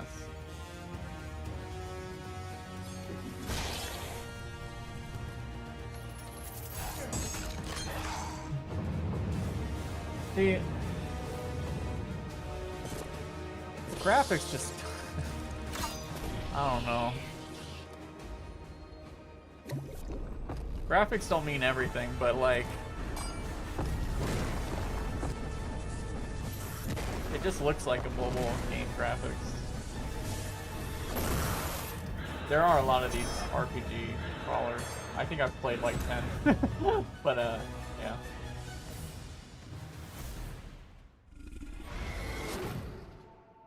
Looks like a Switch game. That's actually an even, that's a that's a even bigger burn than calling it mobile. We brought game back graphics Samba at de this Amigo, point. Holy but we frick. must have other beloved classics waiting in the wings, right? How about one of the best-selling games of the 90s? Sorry. An iconic mystery, Sorry, Switch maybe? lovers. Something a little spooky? Yeah, I think we have one like that.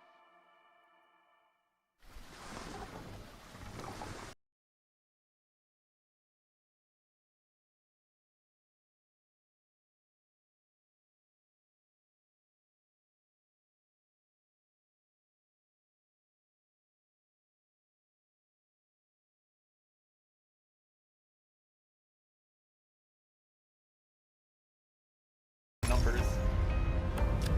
A lot of threes. It's you. Don't be afraid. I'm here to help. There are many like me here, trapped in this house.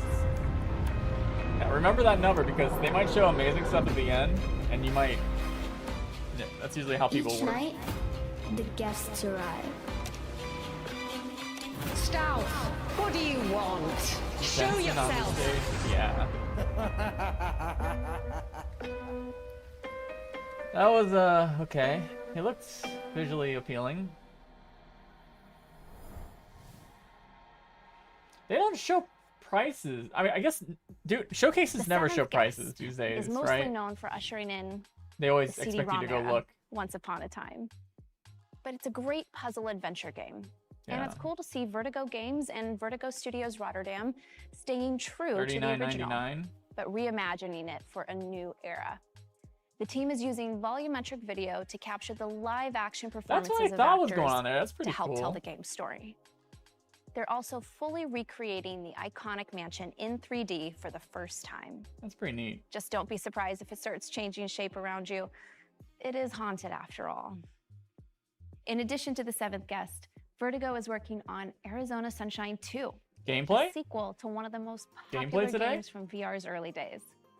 This one people have been waiting to see for a long time, including me. You might have seen the CG reveal recently, but today we have another short teaser for you. They're calling that one out as the Time to say CG hello reveal. to Come your on old now. pal Freddy. Show me. And hello to a new friend as well. Vertigo, almost the EA of VR. I know what you mean by that, but it's very mean to call anything the EA of something. What's going on, Fred? Hold up. Allow me to It's show not, you. it's not gameplay yet, right? Nice, but... Oh, yeah. That's gonna do. Watch and learn. What the? Get a room. You know that only counts as one. It's not gameplay. In Arizona Sunshine 2, you'll survive the desolate waste of Arizona with your new best friend, Buddy, who you can trust to have your back, even when Freddy's are trying to take a bite out of it. Can I mod Arizona my Sunshine dog 2 Peanut launches later this year. to be the So dog? be sure to check out the game's extended CG reveal trailer Stick if you the haven't nut on already. people. Okay. Last November, Netflix and Tender Claws revealed that the hit series Stranger Things is coming to VR. I hope you're comfortable in the upside down, because you're going to be spending Brad, a I'm bored. lot Go of get time Peanut. there. I'll get Peanut after In this this ends. killing I'll get him. psychological horror experience, you are Vecna. We'll end the stream with invading Doggo. people's minds and conjuring up their worst nightmares as you look to take revenge on Eleven and her friends. Stranger Things VR comes to MetaQuest Store Wait, later this year. Where's the... And here is a Okay. brand new trailer. Okay.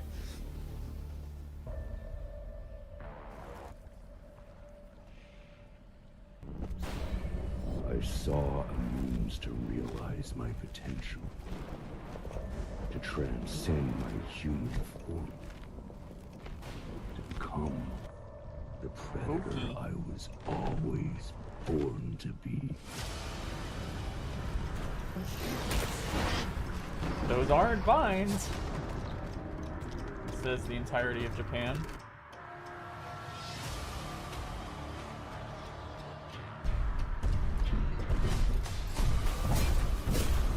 All these would make Darren Lanier sad.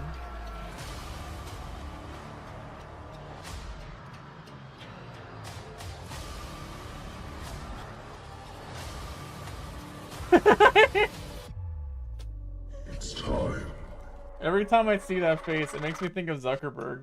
Every time. It always looks like Zuckerberg screaming at you. That's all I can ever think of when I see that. Holy crap. Next, it's time to strap into your omnidirectional mobility gear and prepare to fight the unthinkable. Attack on Titan is a best-selling manga series, acclaimed anime adaptation, and now, thanks to the team at Universe, an exhilarating VR game. Attack on Titan VR Unbreakable lets you join the Scout Did it just say- Regiment what? and go head-to-head with Anime? the Titans themselves. Swing through the air using your ODM Oh, gear shoot. and take down enemies many times your size as you try to protect the last vestiges of humankind. Some of you may already be familiar with this game because we teased it late last year. Oh but yeah, I you forgot didn't about get that. to see the game's dynamic, boomer memory. high-flying battles. Today you will.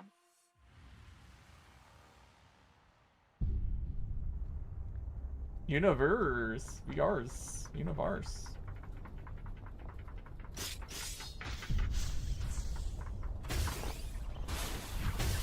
I got hyped I got hyped there, then I read that text. I got so hyped, then I read the text.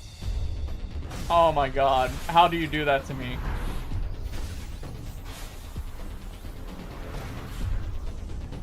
Like, I almost pissed myself, like, genuinely. Almost. The piss counter was at 99%.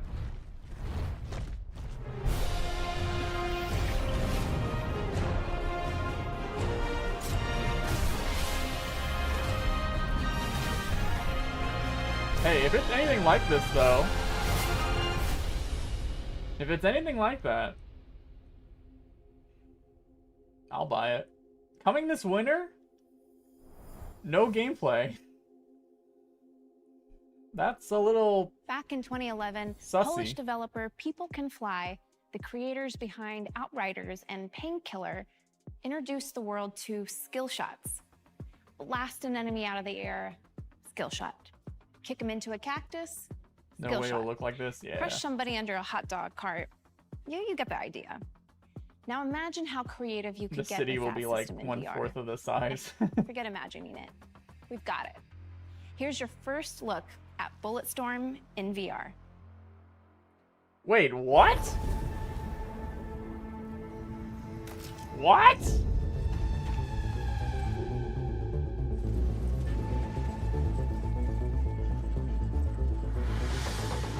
Alright, that looks pretty cool.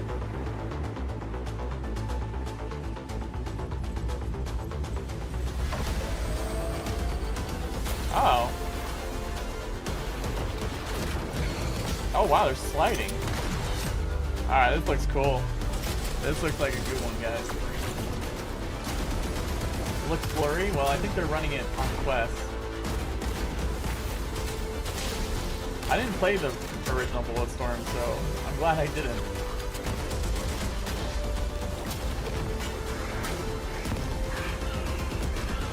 I'll be able to play the definitive version. This looks awesome.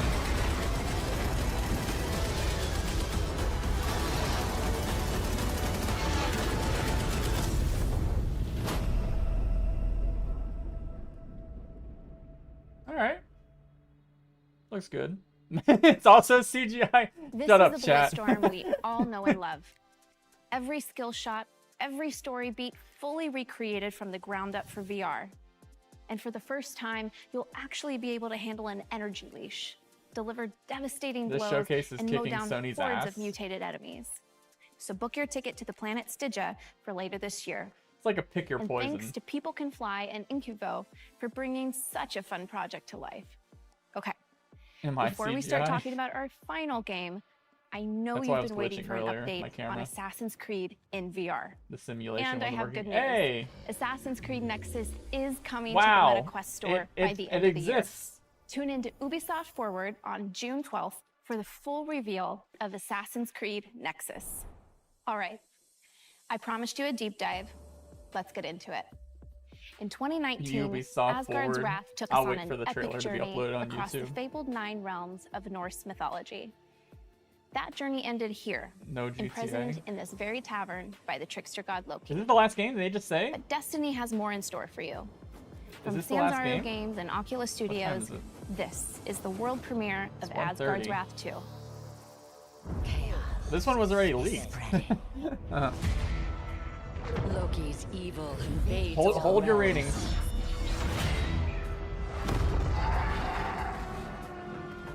He must be stopped. This one looks good from the screenshots that were leaked. But Betrayal has made you stronger. I don't know if they are screenshots or... This looks like gameplay.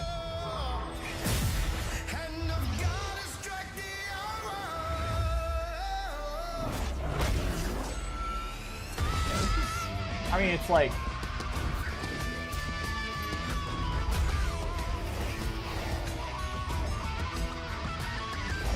Your reality is my guardian. Exact your vengeance. And unleash your wrath. That is also not your mommy, chat. Before anyone says anything.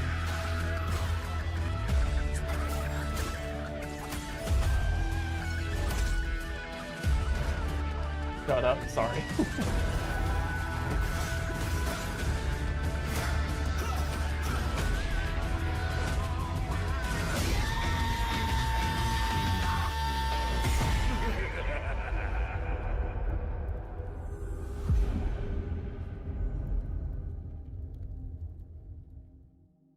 How much is it? Asgard's Someone look it Wrath up. 2 is an all-new standalone adventure in this epic series. Freed from prison by the Weavers of Fate, you'll set out on a new quest across time and space. No From way. the Norse realms Stop. You're lying. to the deserts of ancient Egypt. Here on the Great Sand Sea, you'll once again battle gods and creatures of myth to stop Loki from upending all of creation. When the original Asgard's Wrath released on PC VR, it wowed players with its jaw-dropping scale, brutal physics-based combat, and stunning graphics. Asgard's Wrath 2 will set a whole new standard for wireless VR. This is the deep and immersive action RPG that you've been waiting for. Packing enormous, free-roaming environments, gorgeous visuals, and well over 60 hours of exploration and tense combat into MetaQuest 2 and MetaQuest 3. Today, my friend Matt Kramer, head of design at Sanzaro Games, will take us on a tour of the team's groundbreaking title. Everything you're about to see was captured in game. It said 60 hours. I mean, Matt, the first game was super long. It was full of I'm so excited to show everyone what we've been working on at Sanzaro these last few years. Asgard's Wrath 2 picks up where the first game left off, in a mysterious tavern you can't escape from. You're suddenly thrust into battle with a giant creature, clearly from another realm. Just when you think all is lost, you encounter the Weavers of Fate, a trio of beings that set you off upon your adventure to find and stop Loki. Furry game? So just everything how is much a furry bigger game. Is this game? Do you know how many will IP you travel through new Asgardian game locations developers are like furries? Muspelheim, the land Every of game is a fire. furry game. The Weavers of Fate will also bring you into new realms like the vast desert expanse of ancient Egypt. I actually These don't think massive GTA worlds, like beyond the exists scope anymore, of like honestly. any other game on the MetaQuest platform, come I alive really don't think in it exists. Asgard's Wrath 2.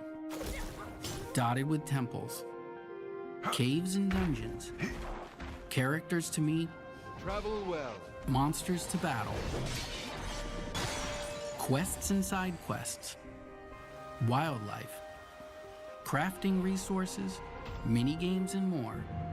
This is a living world you can roam and explore freely. The most expansive of these worlds is the Great Sand Sea.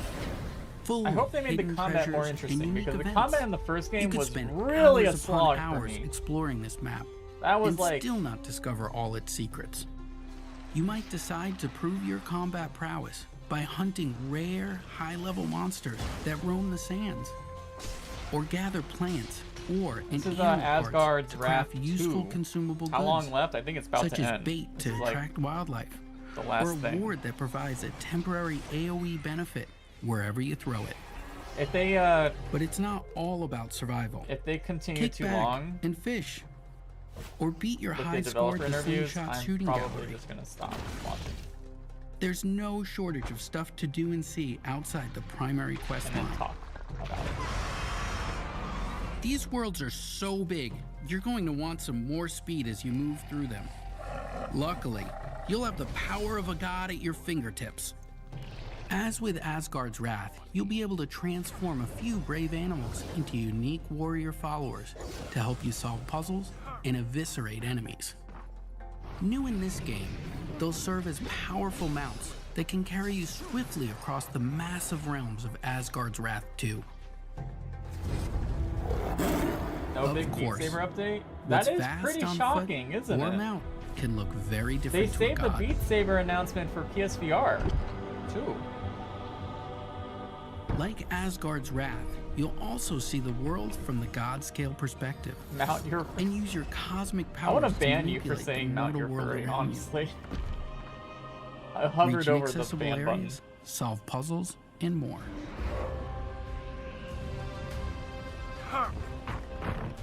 You can't save the world alone, though. Egypt is full of would-be heroes who need your godly assistance to enter the realm of legend. Each hero in Asgard's Wrath 2 is completely unique. YouTubers hype this up Different way too weapons, much. different skills and abilities, I wasn't and different strengths.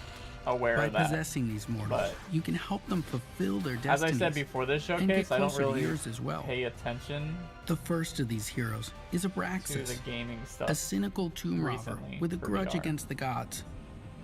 You and Abraxas make an unlikely pair, but you'll have to work God, I together wanna to mount take down that panther. fearsome enemies like the bloodthirsty goddess Sekhmet. That chat. Abraxas seeks vengeance against Sekhmet for the murder of his father. With his boomerang axe, whip sword, and bladed shield at your Ban command, yourself? Okay. he'll stop at nothing. Here, I'll be to right back. I'm defeat gonna her. get something real quick. Combat was one of the aspects players loved most about Asgard's Wrath, us included. It was vicious and brutal.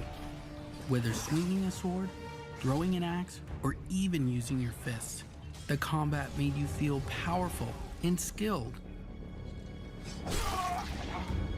In the first game, the combat favored a defense-first approach, meaning you had to block and parry a series of enemy attacks before you had a chance to remove their runic shields.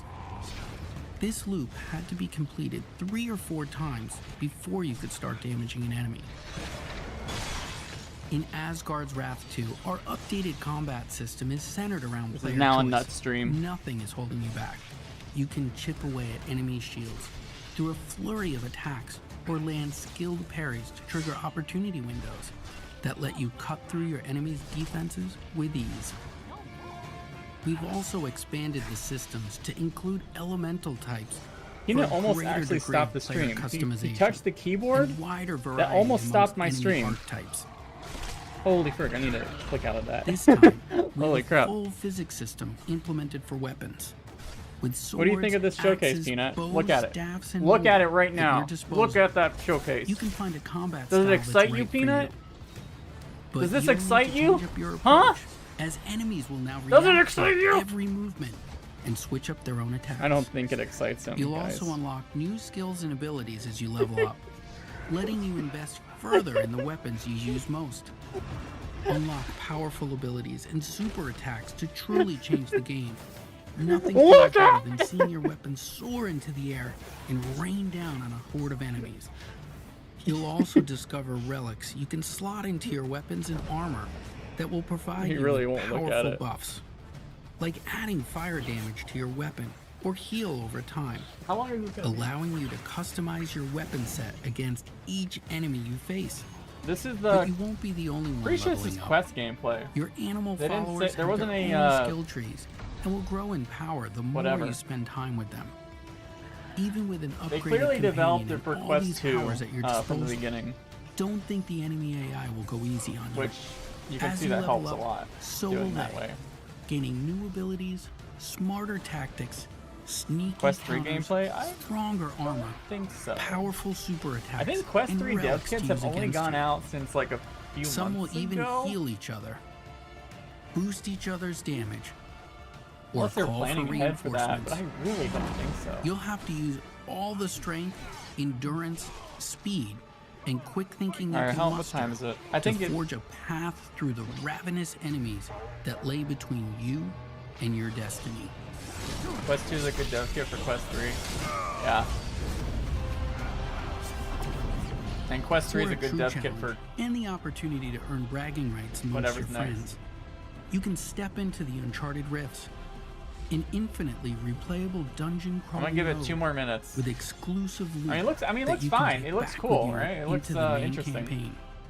The rifts are always open. It's got a lot of different things so you you do. can visit at any point during or even after the campaign. I mean, and put your skills definitely against a some of the AAA toughest game. time-limited challenges It's just like the rifts have to offer. a lot. Face increasingly ferocious enemies as you delve deeper into these endless labyrinths, encountering the ghosts of players who fell victim to the rifts before you. That's they're With kind a of showing the friend or entire foe, game. these specters kind of will what be it part feels of like. your dungeon, helping or hindering your progress. Survive long enough, and you'll earn a spot on the leaderboards and those precious bragging rights. The Uncharted Rifts are deep and full of mystery. Did they say they were going to show They're something almost like Quest a 3 whole MR? game on their own, and we've barely scratched the surface of all the unique dangers you'll encounter. I hope that this first look at Asgard's Wrath 2 has you excited. Finished, I think. We've got so much more to show you. More heroes, more companions, That you know what, more chat gods, member? Loki Who anomalies. said that? I Cool can't Green wait to Apple. show I you don't like more. the desert vibes. Honestly, to the you, Ruth. desert is the worst location for any video game. I agree with that 100%. The desert always Okay. feels Now head so over to dead. the MetaQuest store because pre-orders and of Asgard's uninteresting. Wrath 2 are open. Pre-order and you'll get a copy of the original Asgard's Wrath on PC. But it is You don't easy to have to play render, it that's before, true. Because you don't have but to put it'll add trees some fun context. or foliage. You'll also get immediate access to the Great Sand Sea home environment I'm standing in now, and unlock an exclusive Asgard's Wrath 2 themed character as well as the title of Cosmic Guardian in Every time I go to Population Las 1. Vegas for CES, And once I'm like, Asgard's Wrath 2 launches how later do this people year, live here? those who pre-ordered will get access to Everything the Sword is of Ra dead. and the Sun God's battle armor. That's the end of our main showcase. Okay. But stick around for more, because up next, we have some of the most passionate VR creators sitting down to discuss the games from the show. And while you're there, we're running a sale on favorites chat. like NFL Pro Rate it Era, out of 10. Resident Whole Evil 4, showcase. Out of 10. Let's go. Among Us. Let's go. And many more. And like last year, we're also giving away this awesome room I'm standing in. It's available now in settings under Home Environments. Of course, there's so much more we want to share. Also pretty low. I see a little more 5s than earlier, but still a lot of people updates to existing kind of like titles. 3 or 4. And we've got all right, here's a better question. Here, chat. Thank you all so much for tuning in. And which was to the better developers for who helped what? put the show Which was together. more exciting Keep for VR? playing, and we'll see you This next showcase or the PlayStation one? Type your answer now.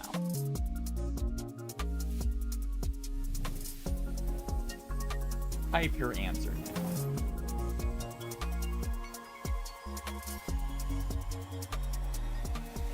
I'm going to I be don't need in to so do a much poll. trouble if this I have leaks. quick eyes. This actually looks a lot like Quest 6. The Ecto 1? Oh yeah, that's still part. Most people are actually saying either PlayStation or neither. There are a few metas, though. I see some metas in there.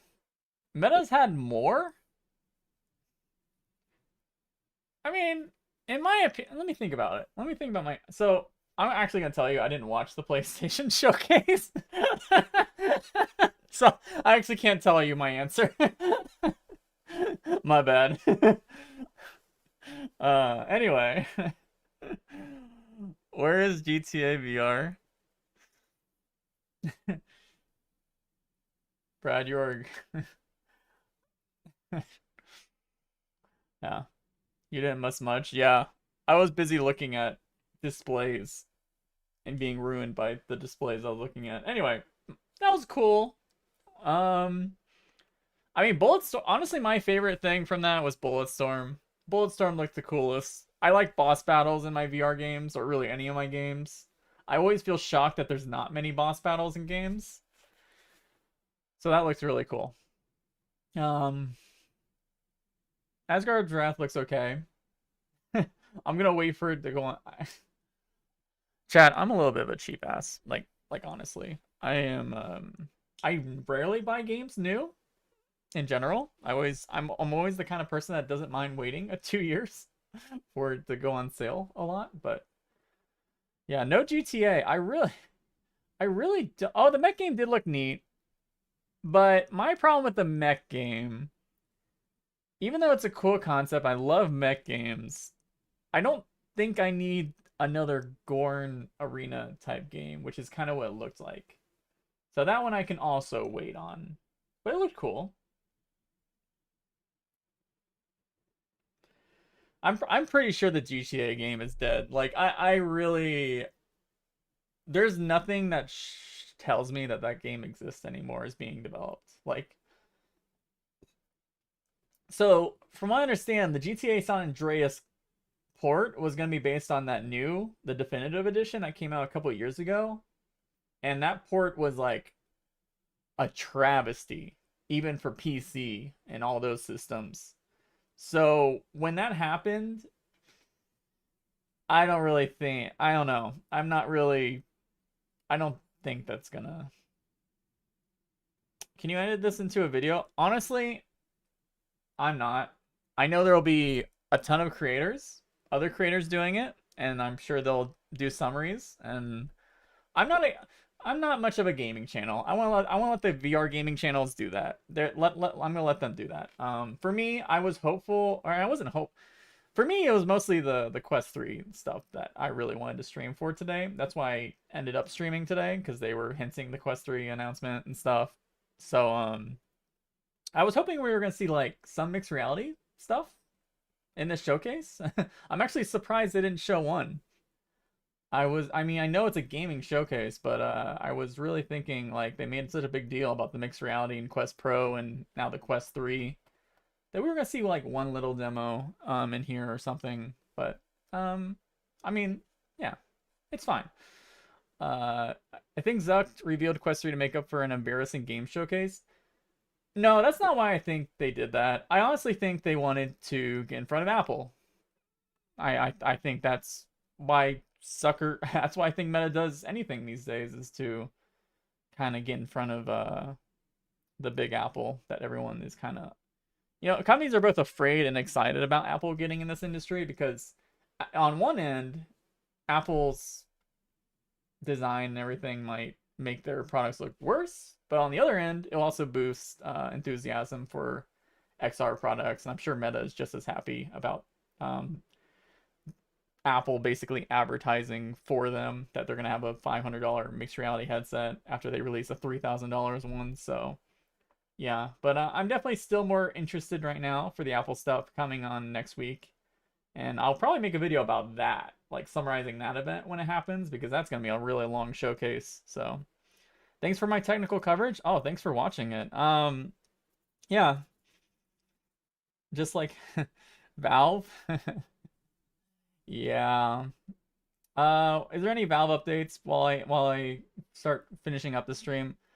Not too many things. They honestly just keep updating their Linux compositor to work with VR, and like they what was the most recent one? Let me pull it up. Let's look it up. I remember it's something to do with the most biggest one. So here's a VR game scope thing. Support for trackpad scrolling, so you can actually scroll with trackpads in VR. But there was another one. Okay, yeah. So this was kind of a notable one. The next release of SteamVR, which has not happened yet, will have 10-bit color format supported on Linux and SteamVR, which is interesting. I mean, I don't know why they focus on these things unless they're working on a 10-bit color headset. But yeah, not too many things, just things here and there. But yeah, I'm always obviously I'm always watching that stuff, and if there's anything notable, I will always make a video, because I get more excited personally. Data mine. I mean, that's my favorite thing to do. My favorite videos to make are the Valve data mining stuff. So yeah. Anyway, is there anything else you guys want to talk about before I finish up? Are you going to do another Pimax Crystal video with the latest version? So here's the deal. Our industry is heating up a lot, right? Like a lot. We have two products definitely coming out at the end of the year. Well, one of them confirmed, but next week we expect the Apple headset. I'm a person who does not accept sponsorships or free hardware usually. Very most of the time I don't even get offered, and I don't. It's very rare, right? So usually when I buy headsets to review, I buy them myself, my own money, and keep them. So as the industry ramps up, that also means my bank account dries up to support this channel and give you guys really good unbiased reviews. Pimax Crystal is not really on my radar.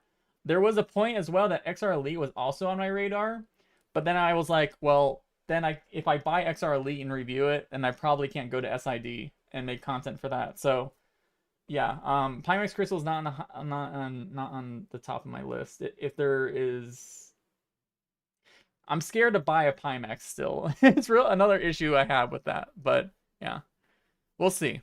But for now, it's not on the radar. Off topic, what do you expect from the Samsung Google XR headset? Do you think it'll have a more powerful chip than XR2 Gen 2?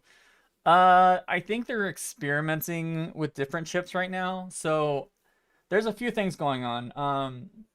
Samsung actually just started opening up their chip side of things to look into maybe making competitor chips to the XR2 from Qualcomm. Because, you know, Samsung, they make the Exynos, or how do you say it? Exynos? Their own chips, right? For their own smartphones. And they're exploring making their own Qualcomm XR2, like competitor. But they are currently paired with Qualcomm and working together with Qualcomm and Google. So I don't think that their own Samsung chip will come out anytime soon. I think they'll release with something like an XR2 Gen 2. But I also heard from people in the Korean side of things that they are looking into the chip that is like the M2 competitor from Qualcomm against Apple. So it seems kind of up in the air and not confirmed yet, but I think it'll be definitely some sort of Qualcomm chip, whether XR2 Gen 2 or higher. I do know that they are likely going to have micro OLED displays for their headset. They're targeting the high end, probably a dev kit maybe, but they're targeting the high end right now. They're talking to a lot of micro OLED companies to get something mass produced as soon as possible. They're kind of rushing a little bit, so yeah. I don't know why I can't say it. Exynos. I can't say it. I'll have to hold on.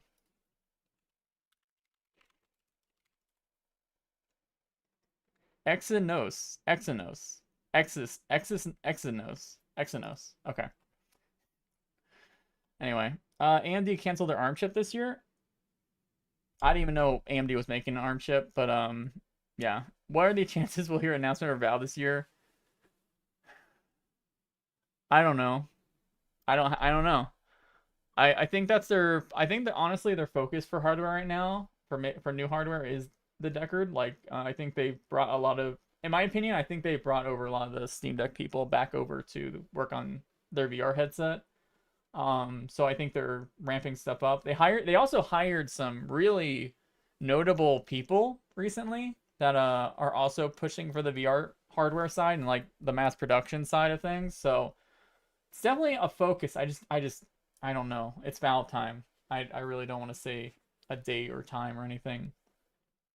But you can also see, like, you know, the Steam. You see VR updates on the Steam angle. You see mostly Steam and GameScoop are getting the most updates. Steam VR is like a little slow, but it's really cool when you see Steam actually getting updates for VR and stuff.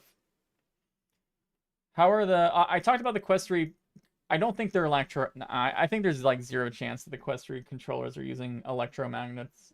I said early in the stream it's either passive tracking or there is actually IR LEDs all over the controller, just not in a ring. I'm overdosing on copium. Yeah. Bottom line, I think the Quest 3 is significant. Yeah, I think it's significant too. Yeah, I think it's a way cooler product. And you know, also another thing, I like this. I like this top strap they did here. Do you see this?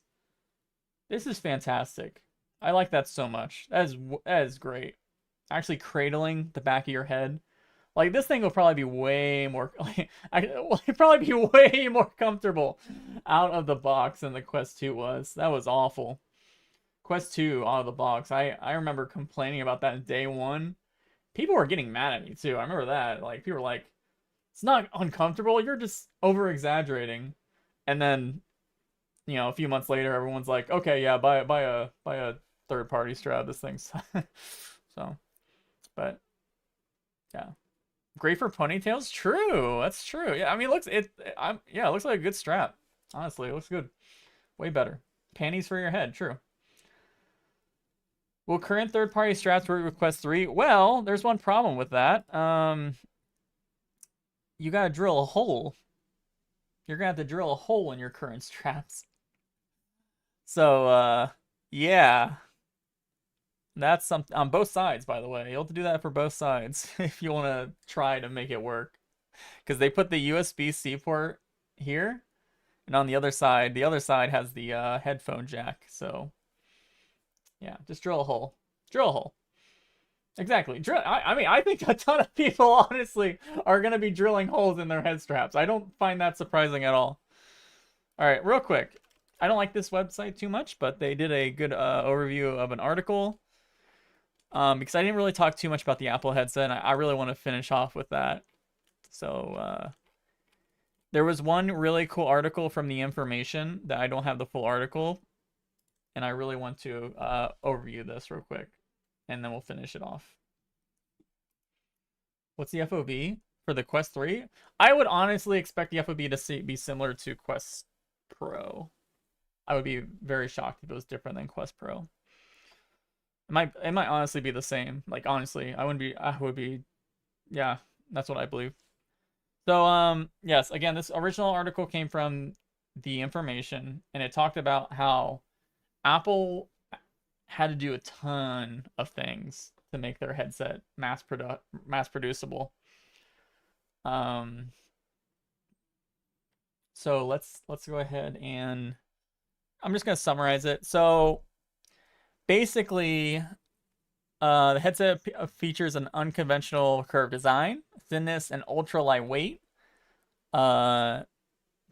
Several renders seen by The Information show a piece of curved glass with edges wrapped in a smooth aluminum frame that appears to be slightly thicker than an iPhone. The thin profile requires users who wear glasses to buy prescription lenses that magnetically clip into the headset. So kind of similar to the Bigscreen Beyond, actually. Also, thank you for $5, Corey. I appreciate it. Sure I didn't miss anything else. Yeah. A small dial is located right above the right eye, allowing users to transition between AR and VR, and a power button is located above the left eye. A round connector that looks similar to an Apple Watch charger connects to the headset's left temple and runs down via cable to a waist-mounted battery pack. So that helps with the weight distribution, obviously, is getting the battery off your head and on your waist. I still really want to see companies do compute and battery on the waist just to see how really thin you can get. I feel like I really want to see a company do that, like, honestly. I actually have someone working on a DIY project in my Discord doing something like that. So that's cool to see that worked on. Yeah, it would be neat. It would be neat. I think so too. A small dial is located above the... Oh, I already said that. The headset's headband is primarily made of a soft material and attached to two short hard temples, which also contain the left and right speakers. So very similar to the Quest, basically. Very similar. There's hard parts on the sides where it connects to the headset. That's speakers, and then it gets soft. And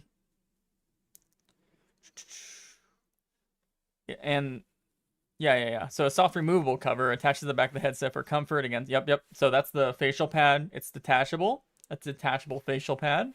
Apple is said to have debated adding additional eye tracking cameras or further adjustments to the motorized lenses to accommodate more face shapes. That would have been way more costly, obviously. I'm sure it's just one camera per eye, like most companies do it. Apple's industrial design team apparently pushed for the front of the headset to be made of a thin piece of curved glass, requiring more than a dozen cameras and sensor to be concealed for aesthetic reasons. There have apparently been concerns about the glass warping the images captured by the cameras, which could cause nausea if left unfixed. And the material is more prone to shattering than an iPhone screen due to its shape, leading to worries about broken glass from the headset injuring users. Now, this is the most awkward... Okay, so basically what they're saying here, because they wanted to make it look so Apple and sleek, they made a glass front cover. But doing that basically makes that extra layer of glass like an extra lens on top of the cameras, so it would distort the image. So they have to apply like another type of camera warping and software to solve for that, which is wild. That's freaking hilarious. That's pretty funny. I don't even know why they're using glass. Like, why not? Glass is more heavy than plastic usually. Why don't they just use... I mean, Apple, that's the problem. Apple's like... I know why Apple didn't use it. I just like, come on, man. Just you don't need glass up there. The design is said to be the main driver behind the device's $3,000 or about retail price. Assembly workers apparently struggle to maneuver tools and install components at awkward angles inside the device due to the shape and densely packed electronics. Testing of the glass housing and cameras also takes far longer than equivalent processes for other Apple devices. Now, that's not too shocking, I think. I think it's mostly, I mean, other than the fact that it's a hard design, the company doing it is not that experience making VR headsets. So that's probably one problem there. I think that'll get better over time as more companies figure out the tools that are needed. Okay, now here's another interesting part. The headset's micro OLED displays are said to be so expensive that Apple has to fix defective units rather than discard them. Sony display supplier could struggle to manufacture enough panels for more than 250,000 headsets this year due to their small size and pixel density. This was a problem I was worrying about too, because basically what Sony is doing to make their displays for Apple, it's similar to BOE actually when they go mass production, but they are using a white OLED base, and then they're actually dual stacking. They're dual stacking 2 layers of white OLED. Now, 1 layer on micro OLED is already, early on these days, the yield is not that, I mean, it's better now, but when you add a whole other layer of white OLED to deposit, that is a whole other step that things can go wrong, and displays won't yield correctly, and you lose that whole wafer, or a large part of that wafer, and then they put color filters on top. So not only that, they also have to add micro lens arrays, these tiny lenses that allow the light to get even brighter. So 2 white OLED layers and micro lenses to make the light actually compensate for the lenses. So that's a lot of issues for yielding right out the bat. And I was wondering about this. Now, when they say Apple has to fix defective units, I don't know what the heck that means. They might be doing, so I know a lot of companies were looking into basically adding another like layer of like kind of like the diffuser or lens on top that can like kind of fix or compensate for irregularities in these kind of displays, or at least make it look less noticeable. I don't know if that's what Apple's doing, but that's a possibility, because I don't know how you fix defective micro OLED displays. That, like, there's no other way I think you can fix that. Yeah, I don't know what they're, I'm guessing it's like dead pixels or pixels that aren't yielding well or lighting up correctly. Yeah, you'll know with that. At least when you have that level of PPI, you probably could turn off some of the pixels without it being too noticeable for the most part. So maybe that's another thing they can do. But that's like definitely another scary thing about this. And Sony doesn't even have that large of a fab, from what I understand, for these displays, which is why Apple is really pushing companies like Samsung and like BOE to really get going, because they need to spread out the suppliers. They need more suppliers to solve this low yield problem. So yeah. All right. Apple is struggling to build prototype headsets due to its complicated design and an earlier stage of development. Apple was making 100 headsets a day, but only 20 were up to the company's standards. 20% yield, basically, for final headset. 20%. That is crazy. That is crazy. That adds to the cost of the headset as well. That's why it's one other reason it's so expensive.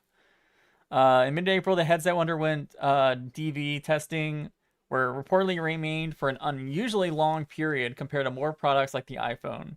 And they made unusually late design tweaks as late as April to make it easier to manufacture. While mass production of the headset has not yet begun, Luxshare, its sole manufacturer, has purposely told workers that the factory will have to make the headset, or they told the factory that will make the headset that they must be fully staffed by July. The information believes this points to a fall launch in the fall or winter, and Apple is expected to ship less than 500,000 headsets during its first year of its release. So, yes, it is a headset that is incredibly hard to make, has extremely low yield displays, and other design challenges. It's a low yield headset in itself with some crazy stuff going on there. So $3,000. You kind of know why it's $3,000 because that's like, I mean, I'm sure they've made it a little bit better than 20% out of all the headsets, but wow, 20% for 20% yielding for headsets, that's really bad. But yes, it's okay though, because honestly, as a lot of people say, if you're don't feel FOMO for the first generation headset, because Apple products always are better, right, than the second or third gen. And I will be buying the headset best I can, but yeah, it's gonna be crazy. It'll probably sell like hotcakes. Oh, even if it doesn't sell like hotcakes, it'll probably feel like it's selling like hotcakes, because there's not gonna be enough of them, right? Like they only expect what, 250,000 headsets this year, because that's how much they can make. Mostly, it's gonna be might be a slaughter fest. So yeah, mostly a dev kit. Yeah, this is like dev kit volumes. It's gonna be a dev kit volume that early adopters are gonna still want to get their hands on, and yeah, but it's gonna be interesting. I bought, oh hey Thrill, bought an iPad Pro on launch hoping for some sort of desktop level software due to M1, but got nothing for almost 3 years later with Logic. Yeah. Oh, have you tried that, by the way? Have you tried the Logic and Final Cut yet, Thrill, on iPad? I don't have an iPad that can do it. So I'm really, because that's another cool thing, is all the iPad, or apparently all the iPad apps are going to be able to run in the headset, like day one, in like a window. So like, and if it's touch gesture, it's kind of like having a digital iPad with any app, which is pretty wild. Whoa, Mike, thank you so much for the $50. Thank you so much. I don't know why you did it, but thank you. Thank you. Awesome.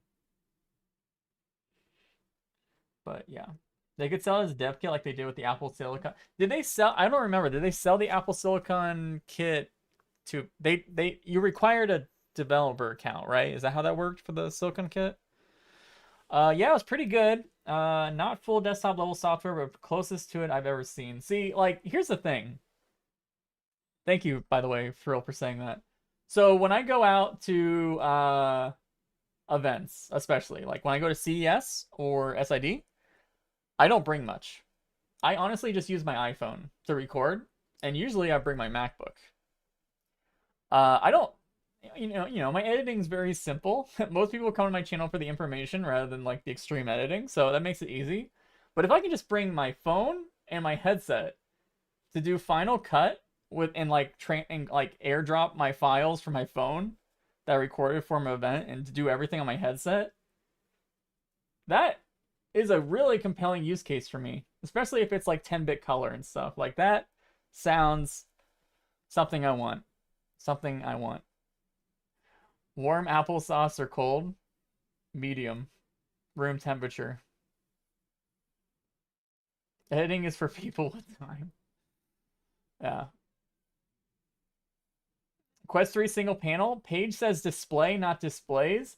I personally still think it is single display. I don't know, because that's all the data mining says. Really, it hints more to single display than dual display.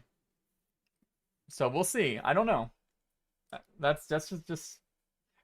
Remember, Gurman said it was codenamed Eureka, and that display file that hints mostly to a single display, that is for the Eureka device. So we'll see. Another thing about the Eureka, by the way, this was why I wasn't. Another thing that was data mined from the Eureka device is that the controllers had IR LEDs. It had them. At least one of the controllers for the Eureka had IR LEDs. That's why I also believe, I'm leaning more toward that there are some sort of IR LEDs in the controller, but that's just data mining. It's not confirmed or anything. But yeah, no GTA. Dead.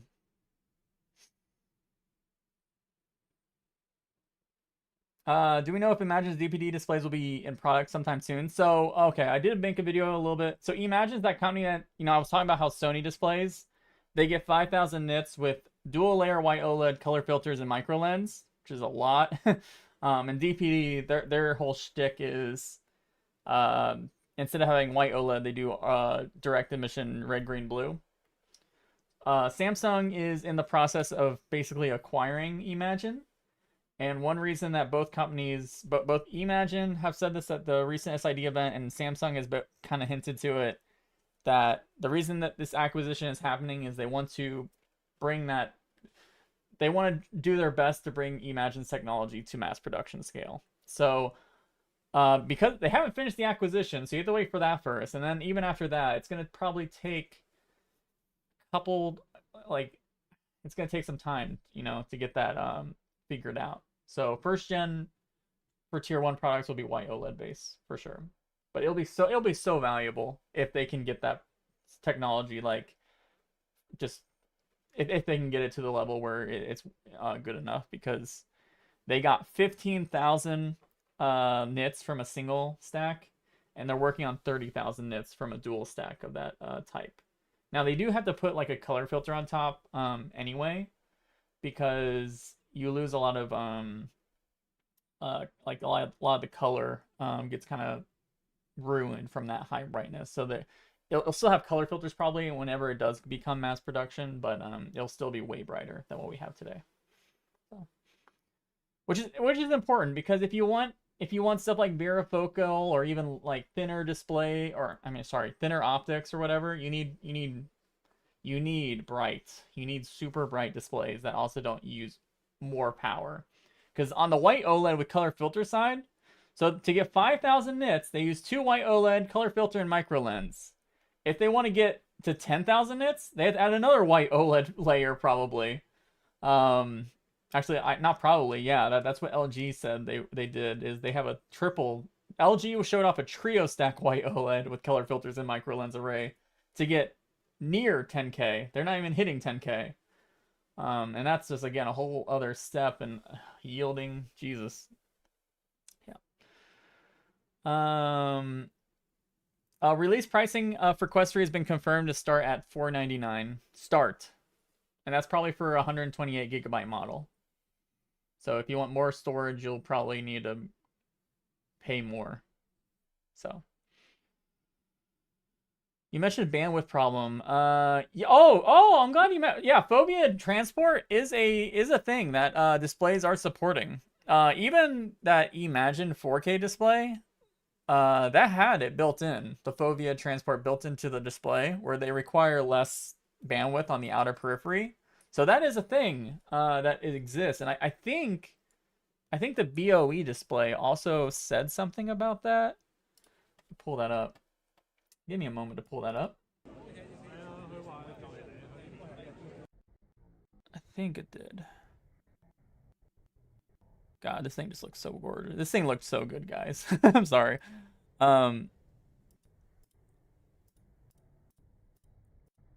Where is it? I'm trying to find the spec sheet because I had it somewhere. No, not that one. Sorry, I'm skipping around a lot. Just don't know where I put it.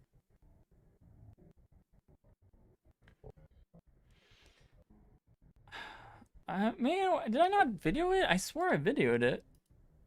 Well, anyway, I know it said something about foveal mode, which I'm pretty sure is like related to transport. So that is something that companies will even have to do for 4K by 4K, is to lower bandwidth needs. They do need to do that.